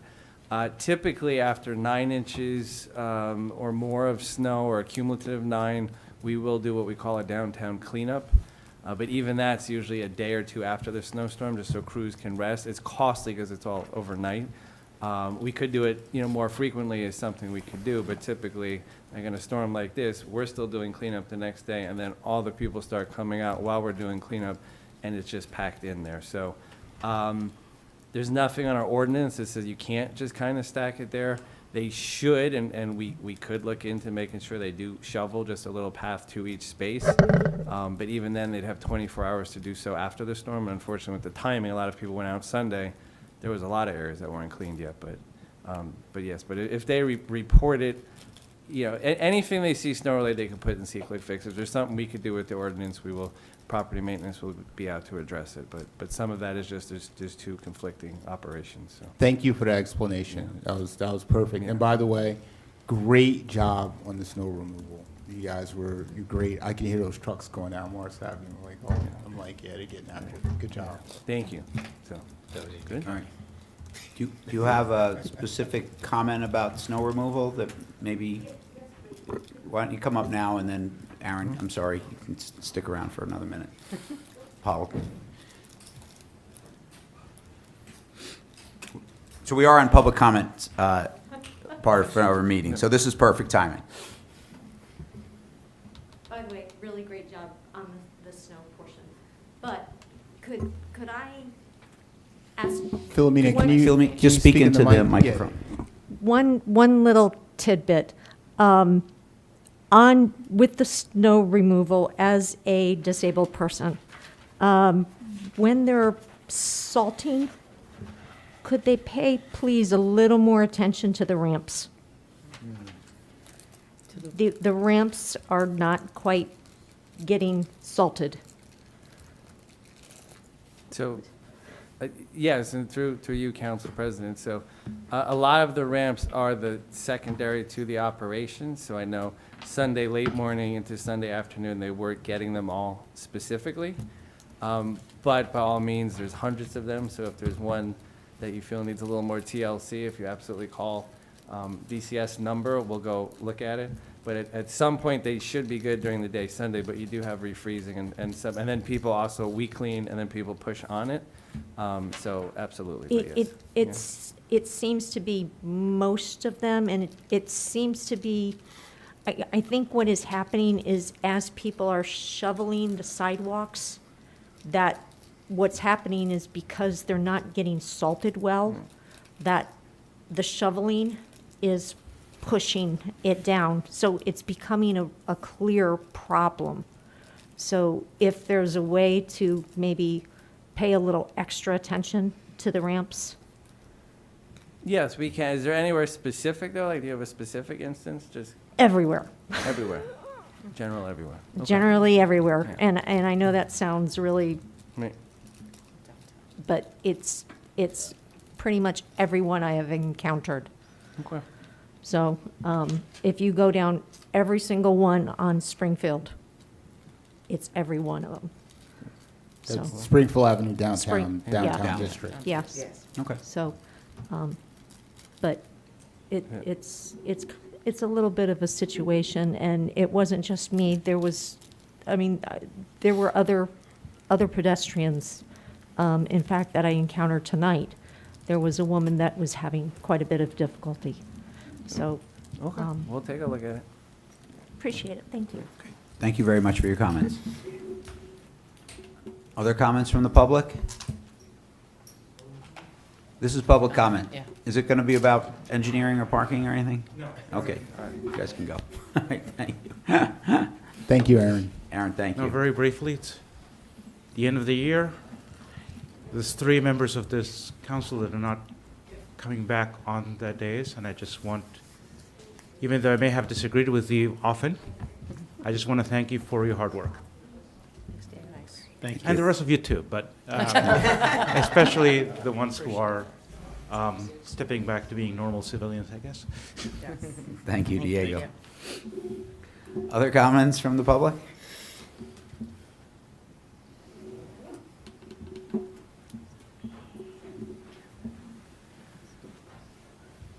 Bonnie Morrison, Rotary Drive. Diego kind of took my thunder because that's what I wanted to say. I didn't prepare anything, but I just wanted to thank Delia, Mike, Kevin for all your hard work, your commitment to doing what was best for the city. Love you guys. And thank you, and we're going to miss seeing you up here. Thank you. But we'll see you back here with the rest of us. Thank you, Bonnie. Other comments from the public? All right. We'll move along to council comments and new business. Do we have any tonight? I'm just going to keep it really short. I just want to wish everybody a happy Kwanzaa, Hanukkah. Yeah, I didn't think I was going to say Kwanzaa, right? Kwanzaa, yeah. Happy Kwanzaa, Hanukkah, Merry Christmas, Happy Holidays. Yeah, you know, people are struggling, right? This is a tough time for folks, you know. Be nice, reach out and hug somebody, right? You know, people are, things are expensive. You know, people are trying to buy those gifts. They're under a lot of stress. You see, look at me tonight, right? I look all, you know, I'm just joking. But, you know, happy holidays to the Summit residents, you know. I love all of y'all, and just be nice, you know. Be nice this holiday season, the Christmas spirit. Thanks. Other council comments? Councilman Pulaski. So, I just want to thank you guys too. Mike, for your mentorship and hard work. Delia, for all of your incredibly hard work. Kevin, for being a great partner in a whole bunch of projects. You guys did a great job. She can't hear you. Oh, sorry. Just wanted to thank Mike and Kevin and Delia. Mike, for your mentorship. Delia, for all of your hard work. You work harder than anybody up here. And Kevin, great partner on a whole bunch of projects on law and labor and community programs. So thank you guys. We'll miss you. You did a great job. And for the public out there, happy holidays to everybody. Be safe. If you, you know, if you partake in some holiday cheer, don't drive. Thanks. Good one. Councilwoman Commelson. Thank you, Council President. I just wanted to say to our retiring council members that I know it takes a lot of time and personal sacrifices to serve the city, and I just want to thank everyone for their volunteerism. Thank you. Other comments? Councilman Smallwood? Thank you, Council President. I'd like to, I'll hold that for a second.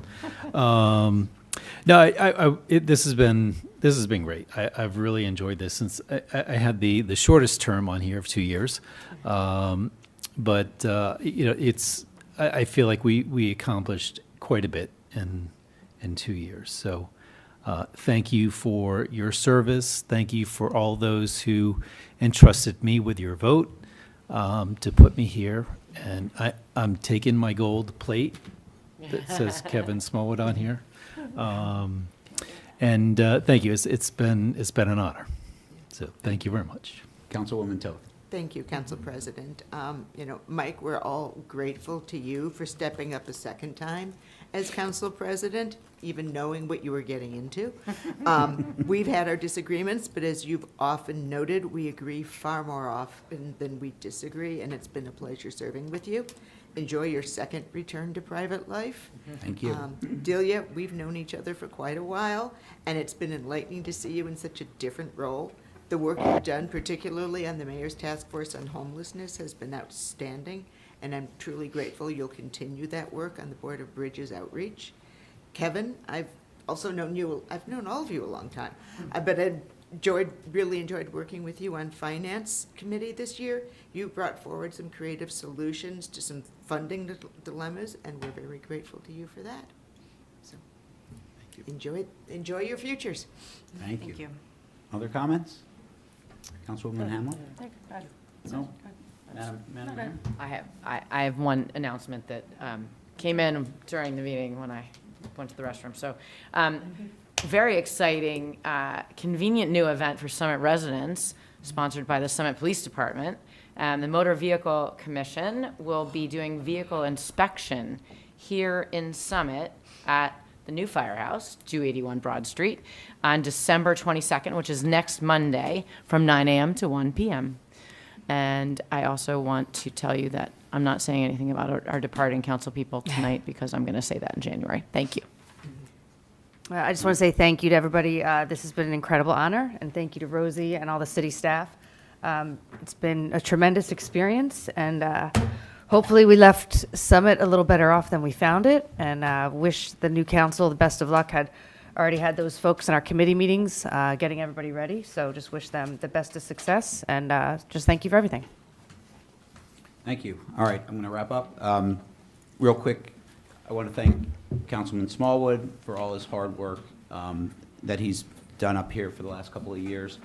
Your particular focus on our kids, on recreation, on making this place a better place for everyone in our community, for listening, has been amazing. And I've seen what you've done behind the scenes too. You know, you revitalized the PAL's fundraising effort, for instance. No one asked you to do that. You just did it, and that's the type of person you are. And so I've been a real honor to work with you up here, and you've done an amazing job. Councilwoman Hamlet, I said the same thing. You know, I don't even know what to say.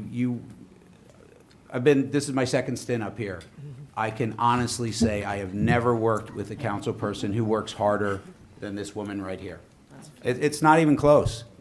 And I wish people could have seen all the things that I saw on what she did for this community. Whether you were rich or poor, that you lived in the biggest house in town, or you were forced to live in the bus station. She didn't care. She rolled up her sleeves and she worked like nobody else I've ever seen. And I know as a private citizen, I'm going to miss that you're not up here. So you did an amazing job, and I'm really been very proud to have spent some time and worked with you.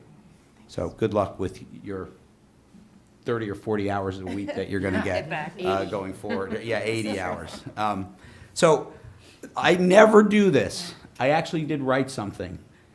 But I do want to say, because this is my last time up here, and I promise this is really my last time up here. I am not coming back. So I'd like to just give a brief, and I mean really brief reflection on my last 16 months on council. First and foremost, I'd like to thank city staff for their unwavering professionalism, positivity, and their drive to make Summit the best run town in New Jersey.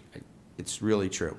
While a lot of us up here, we hog the limelight, it's really their dedication that makes our city function on a day-to-day basis. So a huge shout out to our city administrator, Tammy Baldwin, city clerk, Rosemary Licketies, Chief Peters, Chief Evers, Director Schrager, Director Sawicki, Director Kobliska, and Director Ozorowski for helping me with my countless questions and harebrained ideas. I would also like to thank Augusto Domaso, David Guida, Jenny Hoff, Nicole Katiga, and Megan Champney for all their hard work and help. There are many, many others I could mention, but I don't want to keep us here till midnight. But they've all been amazing. I also would like to thank the professionals that we've worked with. A lot of times they don't get the recognition. They were always on call and spent many hours helping solve really intricate problems. So huge thanks to our city solicitor, Matt Giacobbe, who's not here this evening, but also to his colleagues, Ron Kavanaugh and Brian Chakowski. I'd also like to thank our city planner, Tom Behrens, as well as Nancy Holmes, our affordable housing attorney. Both showed amazing patience when I would be less than understanding about the process we had to navigate. I also wish to express my strong appreciation to all the council people up here. We did a lot. We really did. I've often said that the council accomplishes these things, not a bunch of people with R's or D's next to their name. I really, truly believe that. And so just to list some of the noteworthy items to mention, we've provided the expected high level of service to our community while keeping the budget below the 2% cap. That's not easy. And I want to thank Councilwoman Toth for taking the lead on that this year. We've added additional police officers, investing in technology and strengthening the resident protection ordinance, which I believe has had a direct impact on carjackings and home break-ins going down. Adding 2 new firemen to keep us safe while we've actually, in the last 14 months, we opened the new firehouse after all this time. Achieving effective net zero homeless in town. Not just moving homeless folks around, but actually compassionately housing them. That's an incredible achievement that Summit should be incredibly proud of. We've invested in infrastructure. It's not sexy, but it can't be ignored like it has been in some instances. Restoring our recreational facilities, including getting work started at Maybe Playground in Tatlock, raising funds and getting lights to be installed for the spring season at both Upper and Lower Tatlock, addressing parking and safety issues for the neighborhood abutting Tatlock, literally for the first time in 20 years. They've been ignored for 20 years. So I'm really proud that we actually started to listen to that neighborhood. And then navigating our affordable housing obligations for round 3 and putting the final touches on round 4. And we'll see, as I said, to be announced in a week or so. In addition, we've sold the firehouse site. This was a multi-year effort that included a bid swap, rezoning, and marketing the property. I'm extremely pleased to depart council with this important piece of our downtown and the city's future finances firmly in place. And then finally, I'd be remiss to say, we hired some amazing people in the last 14 months. If you recall, when I started, we did not have a city administrator. We didn't. That was not easy to work the first several months. Couldn't be happier that we actually looked inside and found Tammy. So when I look back on one of the things I'm most proud of doing the last 14 months is working to have Tammy run the city for us. So that was awesome. But we also hired Jenny Hoff, Jennifer Koplinski. We did a lot of work in filling empty boxes on the org chart to make our city run more smoothly. And a lot of people don't see that, but it's super, super important. And then lastly, just one of my goals when I started was to kind of try and improve the tenor of the dialogue during council meetings. I worked really, really hard to do that. And while sometimes I wasn't sure whether that was working really, really well, we had some interesting meetings. But for the most part, I think, people have been very, very respectful. I've been very, very proud of the way people have handled themselves in public. And I think that's a great reflection, not of me, but of our community. So that's really, really good. I would love it if we could lower the tone on social media. I'm not a magician, so I'm not going to hold my breath on whether that's going to happen, but I can always hope. And then finally, I just want to thank my wife and my family for allowing me to do this one more time. It's been a real pleasure to serve the community. I've made a lot of new friends. I've reconnected with old friends, and proud of the work I've done, but I couldn't have done it without their support. But I do want to thank all of you. So thank you.